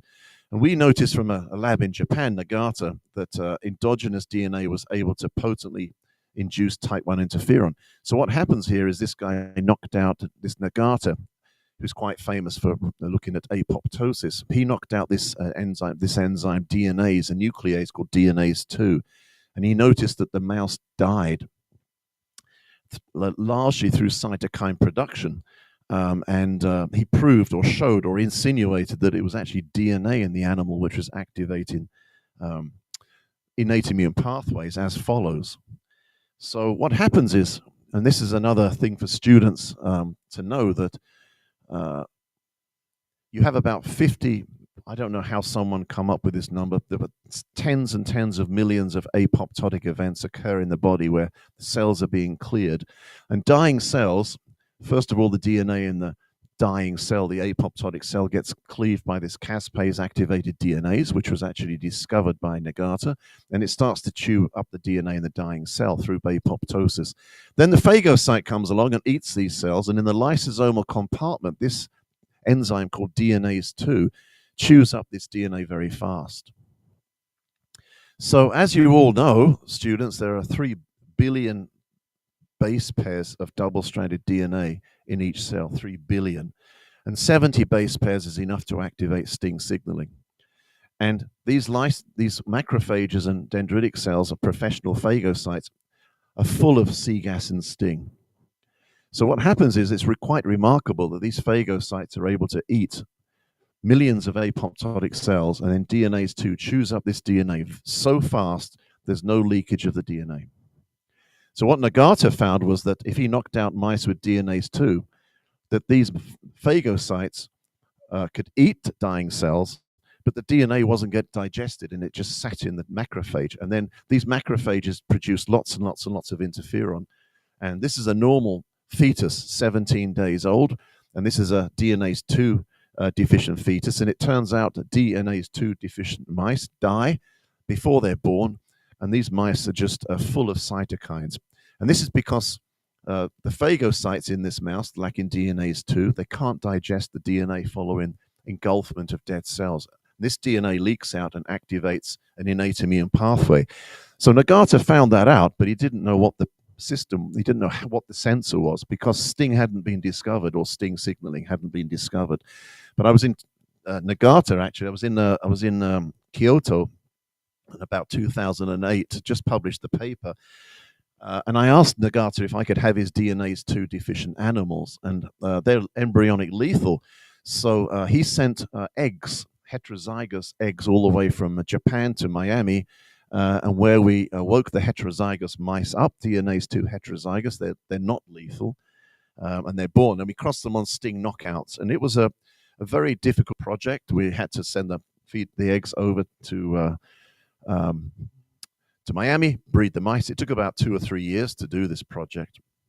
But we were surprised to find that this is a DNase2 knockout mouse, and it dies. When we crossed the DNase2 knockout on a STING knockout, the mouse survived. Therefore, the actual cytokine production that was killing the mice was through activation of STING. And these are phagocytes here. This is a DNase2 knockout, a phagocyte here eating dead cells. And you can see the cells are, the phagocytes full of these apoptotic cells, and it can't digest them. And this is a STING knockout, DNase2 knockout, double knockout. And it's also can eat multiple apoptotic cells. But there's no cytokine production here, very little. And this poor animal here, if you take a section of this animal and do a heat map, this is all the genes that are switched on. And if you knock out STING in this mouse, they are cut down and the mouse survives. So this was the first indication, actually, that STING played a role in inflammation, but it also solved the clue of how these DNase2 deficient mice were dying. But most importantly, it implicated STING in the inflammation pathway. And this is the mice here. I don't know what happened there, but we're just basically, these are DNase2 mice are not born, but DNase2 STING knockouts, they actually survive. It's quite remarkable. So we went on, this was published, and nobody quite believed this data, but it was quite clear. So that was the first indication that STING signaling played a role in inflammation back in 2012. And very simply, there's been numerous cases now where STING signaling has been responsible for causing systemic lupus, such as Aicardi-Gutierrez syndrome, inflammatory bowel disease. I worked with this one on Sergio, to prove that the IL-10 dependent colitis is through STING signaling, and lots of other diseases. These are just some of the papers. This is our paper I brought out with Sergio. Here, STING-dependent signaling underlies IL-10 controlled inflammatory colitis. But there's numerous other indications that uncontrolled STING signaling or chronic STING signaling can lead to all sorts of malaise. And the latest, I guess, big one is that it might play a role in neurodegenerative diseases such as Alzheimer's, etc. So a lot of people are looking for drugs which might suppress STING signaling for a wide variety of different disorders here. But we were just as interested in cancer here. And you know, I'm just going to outline a summary slide, and it says in yellow, which is not easy to read, but I'm going to tell you why STING signaling wasn't discovered. It wasn't discovered because all the tissue to cell lines that you have in your laboratory don't have STING signaling.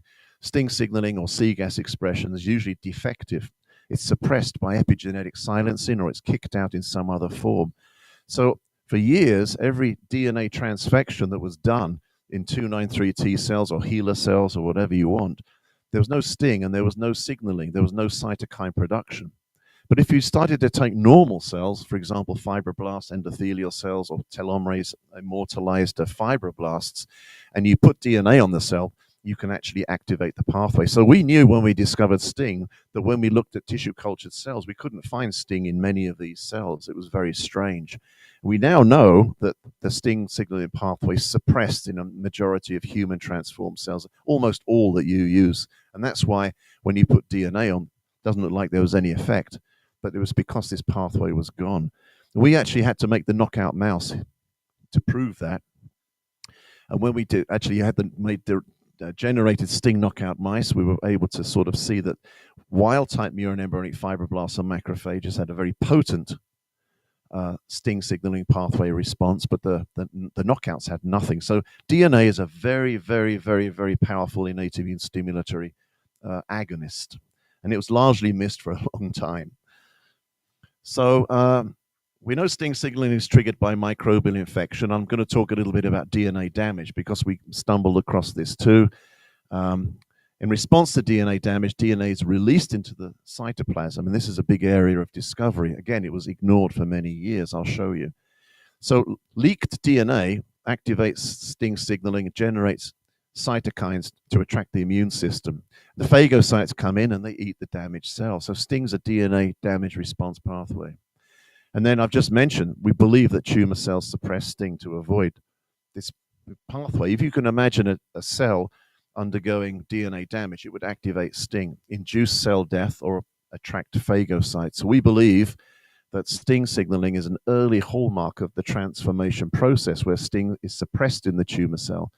Then you get, usually by epigenetic silencing, and then you get DNA damage, but the DNA damage is not going to activate any innate immune pathway. This is our first experiments done over a decade ago. And what we did is we took a chemical DNA damaging agent called DMBA, and then we can put it on a normal cell. And if you see here, this is a normal wild-type murine embryonic fibroblast. You treat with a DNA damaging agent, and this is staining cytosolic DNA here. And we noticed this with a huge increase in interferon production here. And this was all STING dependent because STING knockout cells didn't produce anything. So we knew DNA damage was causing the generation of cytoplasmic nuclei like this, very powerful. And this DNA was activating STING in the cell. So DNA damage causes the activation of STING. That was with chemicals. And then 3 years later, it was shown by these two papers that DNA radiation does the same thing naturally. So radiation comes along here. It causes efflux of DNA, just like this. This is irradiated cells. And then what happens is this activates STING. And if you do an array to measure gene induction, this is a normal cell. This is treated with radiation, X-ray radiation. You can see these genes going up hundreds of fold.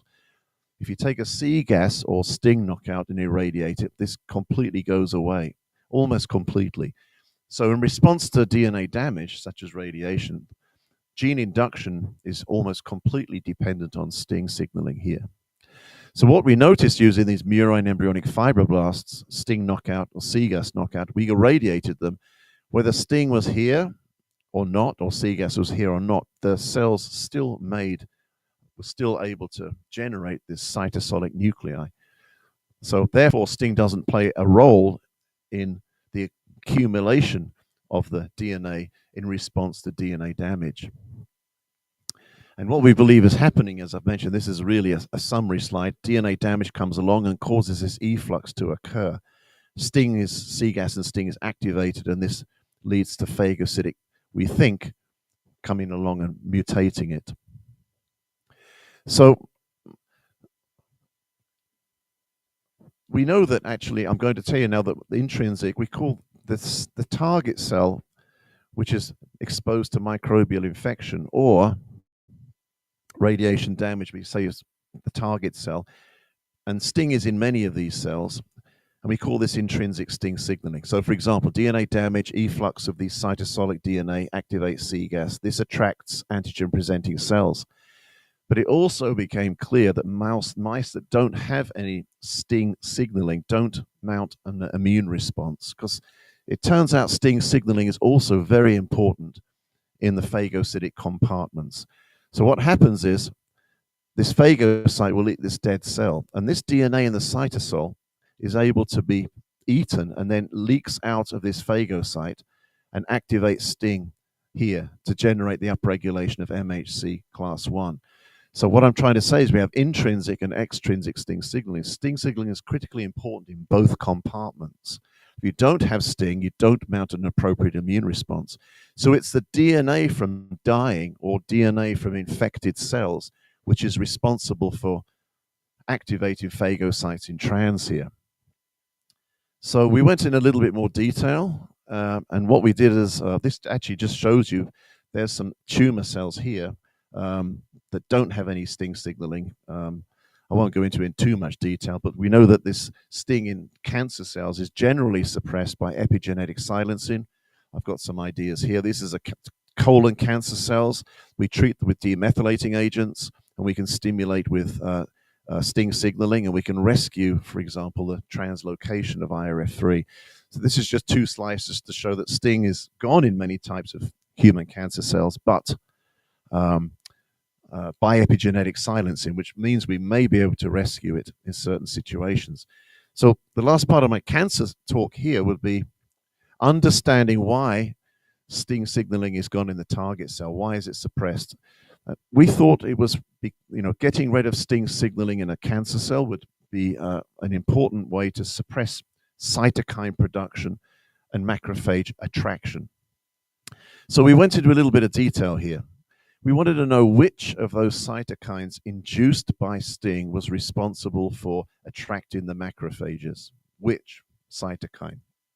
So we knew that here we did an experiment where what we did was irradiate normal cells and then feed them to macrophages.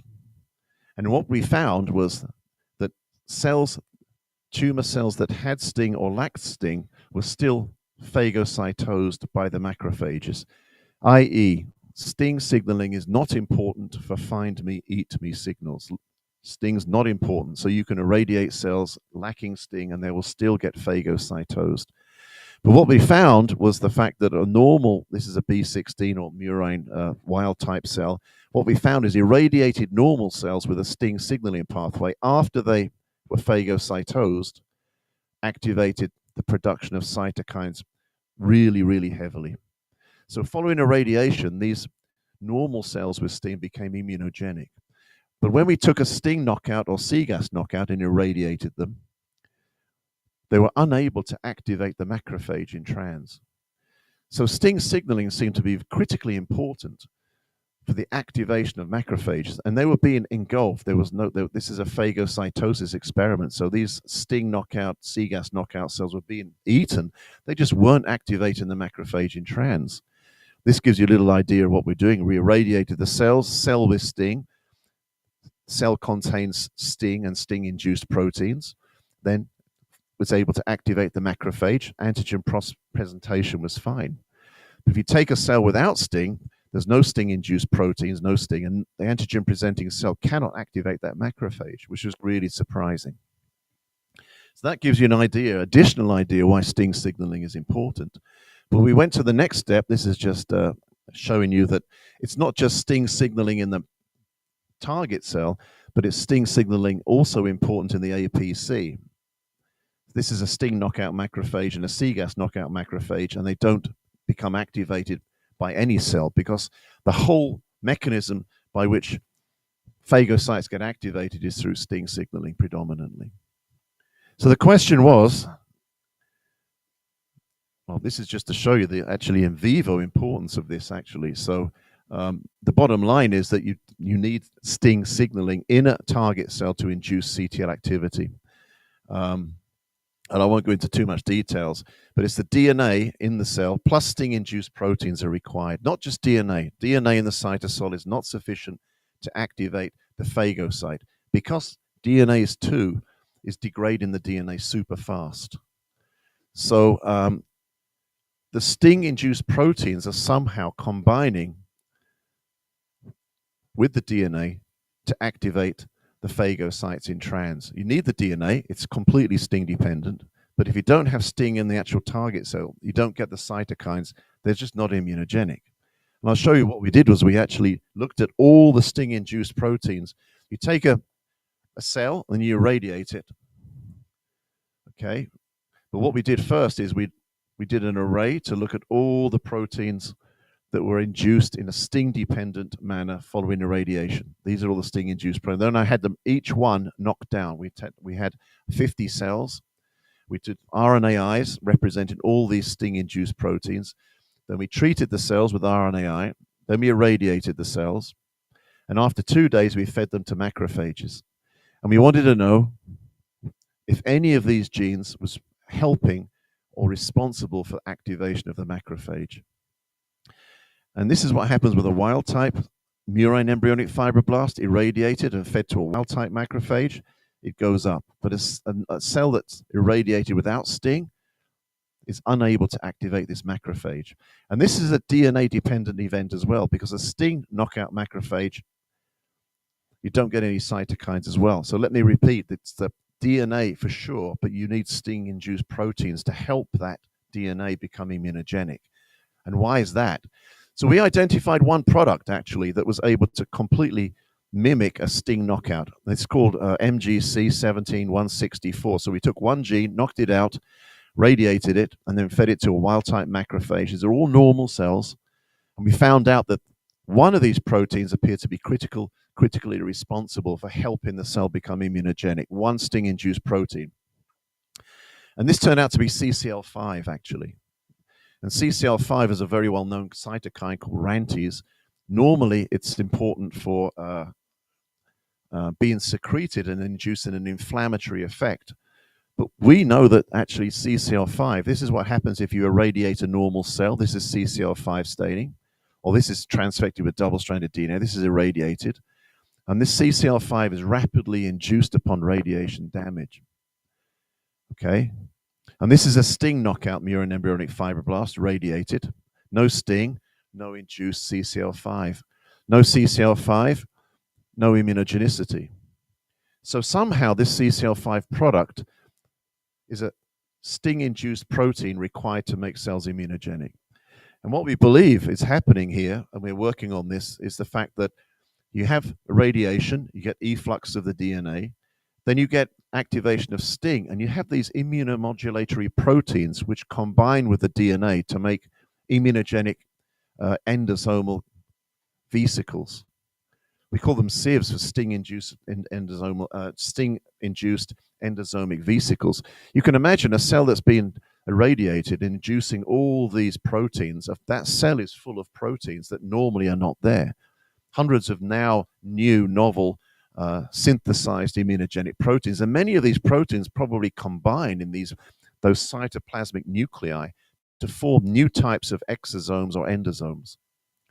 And these, following engulfment, we believe these proteins are able to protect the DNA from DNase II, sufficient following engulfment to leak out and activate sting. And we're trying to figure out how CCL5 does this, actually, which has turned out to be quite difficult. So that's the latest story of the importance. We published this in Science Immunology December last year. If you can read in more detail. I know I've gone through it very fast, I'm sorry. But nevertheless, we believe that sting signaling is critically important to make proteins, which in addition to the DNA is able to activate following phagocytosis of the cell. And this makes sense because you have lots of apoptotic cells. The cells have a lot of DNA. They're eaten by the phagocyte, but they don't activate the phagocyte, remember. Why? In part, you don't have all these inducible sting-induced proteins combining with that DNA. So we believe that even viruses, when they come in, they actually make these proteins, and these immunogenic proteins help protect the viral DNA and also make it immunogenic.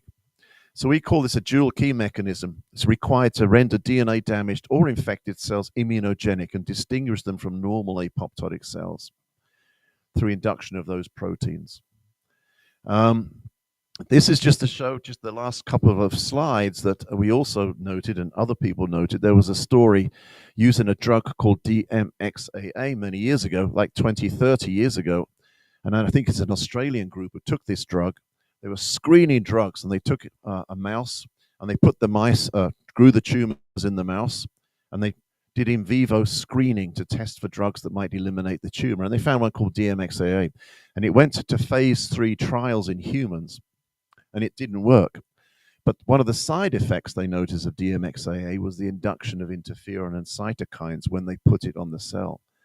So everybody didn't know how DMXAA worked. It turns out that DMXAA, when we made the knockout mouse, people examined whether DMXAA exerted its ability to trigger cytokines through sting signaling. And it turns out that's exactly the case. DMXAA was a cyclic dinucleotide analog which was able to activate sting.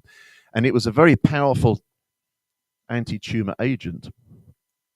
So why didn't it work in humans was the question. Turns out that the difference between human amino acid sequence and the mouse amino acid sequence of sting, there was a 1 amino acid difference that rendered this drug not able to bind to human sting. And that's why it didn't work, just 1 amino acid difference between the mouse and the human. Nevertheless, this opened up the door to evaluate whether cyclic dinucleotides are anti-tumor agents. This is a B16 melanoma, and this is the melanoma injected with cyclic dinucleotides. And, it's very powerful at eliminating the tumor growth, and you can generate very high, and it's largely due to the generation of cytotoxic T cells. So we now know that these drugs, not showing you all the data, work by stimulating the antigen-presenting cell compartment in the tumor microenvironment. Because cyclic dinucleotides will work on tumors without any sting, tumors that don't have sting. Still, people are trying to figure out what's going on here. The human trials have been not as successful as the mouse, and people are now targeting tumors by attaching sting agonists on antibodies that target tumors and a variety of other ideas to try and stimulate sting signaling in the tumor to try and regress it. And there's literally, I think, hundreds of studies here ongoing now. Sting is critically important for the generation of cytotoxic T cells, and you're going to hear a lot more about it in the future. In our own case, we combined our knowledge of inflammation and anti-cancer studies. A dying tumor cell, as I've said, gets eaten, and there's no sting signaling. DNase 2 degrades the apoptotic DNA, no autoinflammation, insufficient anti-tumor response. DNase 2 is very powerful. So there's 3 billion bases. We've evolved to do this. So what we did was, I'm very sorry, what we did here was to actually take tumor cells and we pulse them with sting agonists. We can take leukemic cells from a patient. We can take any tumor cell you want, and we take them out and we can pulse them with sting agonists, ones that are DNase 2 resistant. And then what we do is irradiate the cells to make them more edible. And then what happens is these tumor cells now become super immunogenic. They're able to cross-present antigen because the sting agonists defy or resist DNase 2 and are actually leak out the lysosome, activate sting, which activates upregulation of MHC1, and you get cross-presentation here occurring. So we've actually got a clinical trial. This just shows you what happens. You can take we use nucleic acid in this case. This is a melanoma cell. We've labeled the DNA. We've used, in this case, double-stranded DNA agonists that we've modified. We can pump them into the cell, and this is a phagocyte eating these cells. And these DNA elements, because we modified them, they stay in the B16 cell for quite a long time. They sit in the cytosol, encompassed in this material. We can electroporate or use a lipopolysaccharide. And then what happens is if you irradiate a cell and feed it to a macrophage, nothing happens. This is a macrophage here we measure interferon. And a wild-type macrophage, a wild-type tumor cell that's irradiated doesn't generate, when you feed it to the macrophage, doesn't generate any interferon or anything. And this is a classic example of how good dead cells are eliminated by the immune system without generating an immune response. I'm so sorry. We're coming to the end. One slide. And but if we fill them full of sting agonists and feed them, all of a sudden that macrophage goes crazy. So making sting agonists for the treatment of tumor cells has a future, I think, as a cell-based therapy and other forms of therapy. And again, this is the last slide. We've got a clinical trial funded to treat acute myeloid leukemia and a variety of other leukemias. We can take the tumor cells from the patient, we treat them with our sting agonists, and we give them back. We also feed them to dendritic cells and give the dendritic cells back. And we believe this is a very, very powerful way, least ways in animals it works, to evaluate whether STING agonists in a cell-based therapeutic context can actually treat cancer. And we're working on melanoma, glioblastoma, pancreatic cancer, as well as a variety of leukemic cells here. So there's still a lot to do, both in the inflammatory area. How frequently is STING involved in inflammatory colitis, lupus, neurological disorders, multiple sclerosis, diabetes, myocarditis, graft versus host? Probably very big here. So inhibitors of STING are going to be a big future, I think, in the inflammation arena. And there's lots still to be learned about cancer and STING here. For example, there's loss of STING. If you think about it, 80% of patients get radiation treatment, but if STING's gone in the tumor cell, then those tumor cells are not going to be very immunogenic. So does loss of STING predict outcome or predict efficacy of therapy? What would happen if you reconstituted STING signaling? Would it increase the efficacy of chemotherapeutic and radiation-based treatments?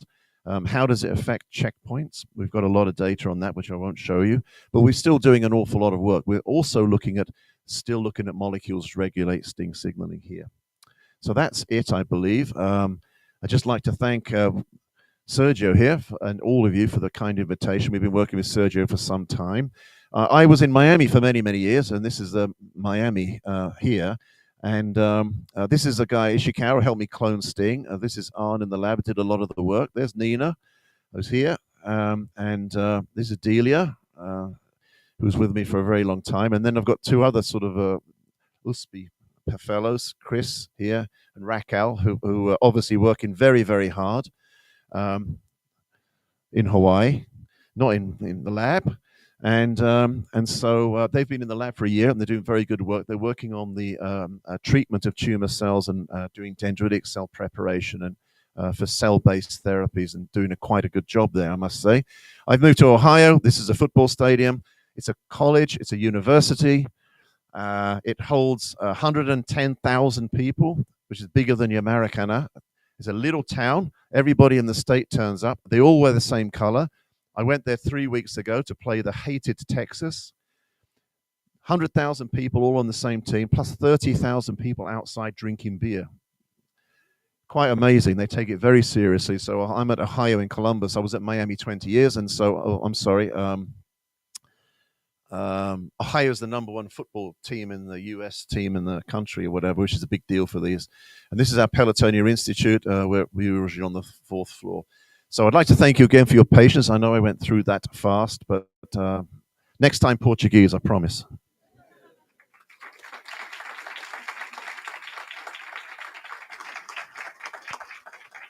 Okay.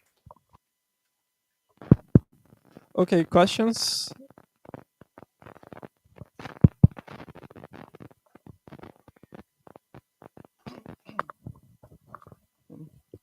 Hi. Hi. Tá dando para ouvir? Tá. Hi. Thank you for the amazing presentation. Something I think when you show first the mouse that are double KO, we have a accumulation of have more cells that don't have these because we don't have STING. Yes, we have this accumulation of cells, and you're talking about the lineage immortalization of human cells that we have the suppression of this thing. Yes, so I think you are a tester. You think there is that makes sense. You think if this thing may affect something in the others autophagy pathway like mTOR or AMPKS, because these cells are normally these immortalized cells have problems with the autophagies, and maybe this can happen to help for this accumulation of the cells. So you know if there is this relation for mTOR or other pathways for autophagy in the case. Yes, and so STING's in the endoplasmic reticulum, and then STING traffics very similar to autophagy-related vesicles in the cell. So we did a lot of work on this a long time ago. It turns out that STING is part of the sting trafficking is a sort of non-canonical autophagy, people call it. What does that mean? I don't really know, but the autophagy people say that sting doesn't do autophagy-related trafficking, but we know that it involves some autophagy-related proteins. So you could knock out, for example, ATG4, 5, or 9, and sting signaling is affected. The other thing that we showed in 2014 is that sting is phosphorylated following its activity, we believe, to shut it off. And we mapped the kinase. We did the whole kinome screen, mapped the phosphorylation sites, which I didn't show. And the kinase responsible for interacting with sting and phosphorylating it is ULK1, also called ATG1 in yeast. So we believe that there's an evolutionary importance of sting involving a sort of autophagy-related affair. And a lot of people are looking at this. There's been a number of papers now saying that sting is involved, but we've knocked out some very key proteins in autophagy as well, and some of them don't affect sting signaling. So it seems to share some ATG 4, 5, and 9. I think people have knocked them all out. LC3A is very important for sting function. We've knocked that out. The LC3 that forms the proteins on the membranes of autophagy-related entities. So that seems to be important. But sting, not to bore you, sting is an evolution. It's an old molecule. It's in flies. Flies are 300 to 500 million years old, and sting's there. And we don't know how it gets activated. But if I take Drosophila sting and then I put it in a mammalian system, it will activate NF-kappa B. And in flies, NF-kappa B signaling is controlled. It controls innate immune pathways. They call it the IMD pathway, or actually the toll pathway also involves elements of NF-kappa B. So we believe sting plays a role, very ancient, against DNA and RNA viruses, and probably played a role similar to toll in development. And probably some autophagy-related old function. And as it evolved, it got more sophisticated. It became a sensor for cyclic dinucleotides. And then it evolved ability to activate IRF3. But the old function probably involves some form of autophagy-related events.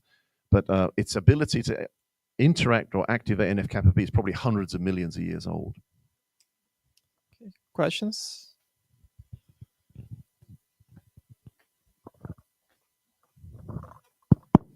Hi, Glenn.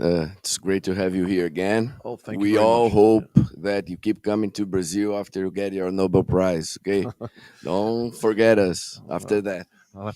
I'll be happy to buy one if you can tell me where they. So I have a bunch of questions. I will start with two very specific.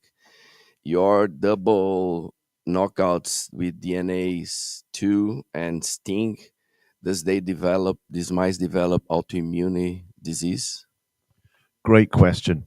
Something we should really look at. We never did. What I'm puzzled about in that study as well is the mice survive, but how can this mouse survive with macrophages full of apoptotic cells? And there must be another DNase, I don't know, DNase 3 or 1 or something that's chewing up that DNA, but very slowly, because the mice survive. And, we haven't observed, apart from it's a very good question, but we have looked at DNase 3. I didn't show it. And DNase 3 Trex1 deficient mice die of 8 weeks from autoimmune disease, and they get typically high levels of anti-DNA antibodies and myocarditis and inflammation. And we knocked sting out, and that disease disappeared completely. So that's the second part. So we're good at looking at eliminating autoimmunity, but we never looked at whether these mice develop it, which is something we should do. So the other question is regarding the downregulation of sting in tumors or after DNA damage. Is this the expression of sting or the activation of sting? And do you know if this is p53 mediated? Yeah, we think that a majority of suppression is by epigenetic silence in a methylation. That's the predominant mechanism of suppression. So mouse cells don't seem to. The murine tumor models frequently have sting signaling intact, which is a little strange. It's the human tissue cultured varieties that do not. We don't understand why. But when we discovered sting, it was really hard to find a cell that had sting in it, and we just didn't really understand what was going on. Then we started to clone. Actually, I cloned about hundreds of cells to see if there was genetic mutation, let's say. We found no genetic mutation or deletions or insertions or nothing. It was very, very strange. Predominantly epigenetic silencing. And so we did cross sting knockout mice with P53 knockout 15 years ago. We didn't see too much. And another question is, if sting's so important, do they get cancer? And an answer is no, they don't. We keep them in a sterile environment.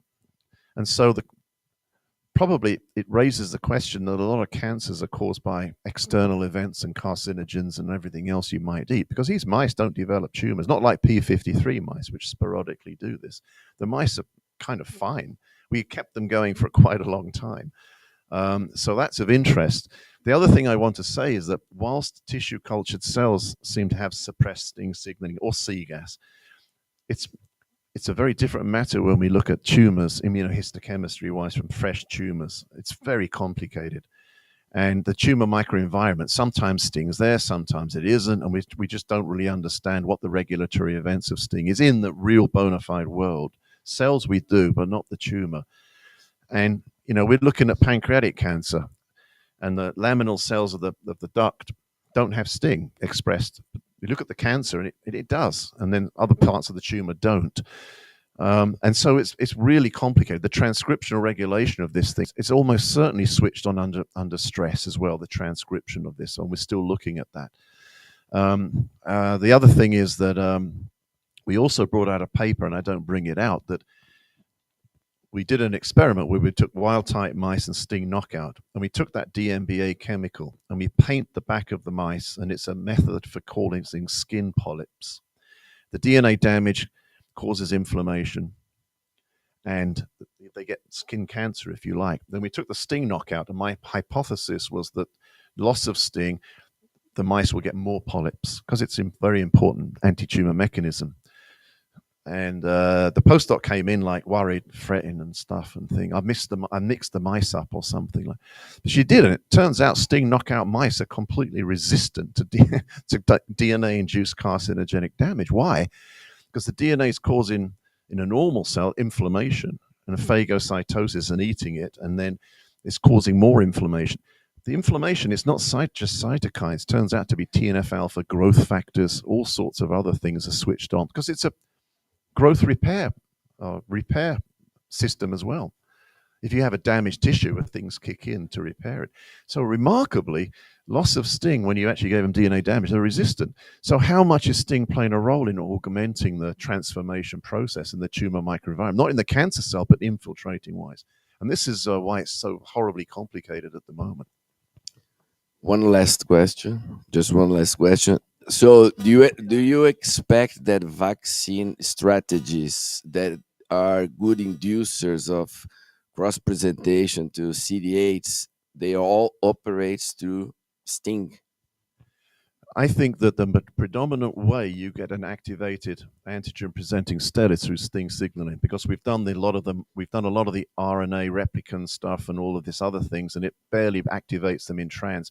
I'm amazed you get anything from them, actually. So you would be surprised if we have like a vaccine strategy that operates equally well in sting knockout and wild type. Yes, we're doing those types of So we studies. should talk then later. Yeah, and Thank we've already, we were looking at the agonists. The trouble is the agonists sometimes are too powerful and shut off expression of the. Oh, Glenn, going back to STAV, the sting activators, if you transfect the macrophage or a dendritic cell, which cell type does a better job activating CD8 T cells? We are doing that in vivo. We've isolated all different subsets, and we can, with our technology, we can get, and I'm not a DC expert actually, but we can get almost we can measure that 50% of the dendritic cells in the flow machine are cross-presenting the antigen, which I think is pretty high. Like 50% using our technology in vitro. And we're working to get that even higher. So we do that on DCs. The macrophages are a little bit less. Macrophages seem to be better at eating stuff for sure. The DCs are the ones that seem to kick out the most, by measuring over an MHC1 using the tetramer complex system. But this is so we've done the same thing with RNAs, replicons. It just doesn't do that. The RNA gets degraded in the phagocyte just as powerfully as DNA does. But if you use these staph that are resistant, then we can get activation of about mixing tumor cells with staph with a dendritic cell. We can get 40-50% cross presentation presently in vitro, which I think is not bad. Coffee break. Okay. Thank you, Glenn. Guys, just a little talk. I ask kindly you to go to our sponsors' stands to see what they are doing. Now we'll have the coffee break, and 11:20 you must go to the rooms to the beginning of the oral presentations.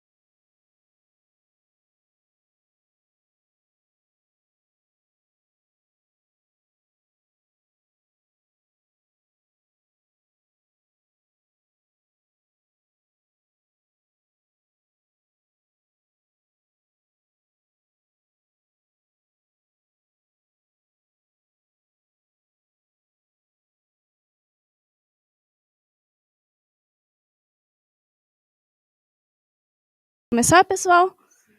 Primeiro, só um aviso: a gente vai cortar a transmissão, porque existem dados não publicados aqui, então por isso a gente não vai estar transmitindo no YouTube. Vou dar só algumas informações, só para a gente começar. Então, good morning, everyone. I would like to begin by thanking the students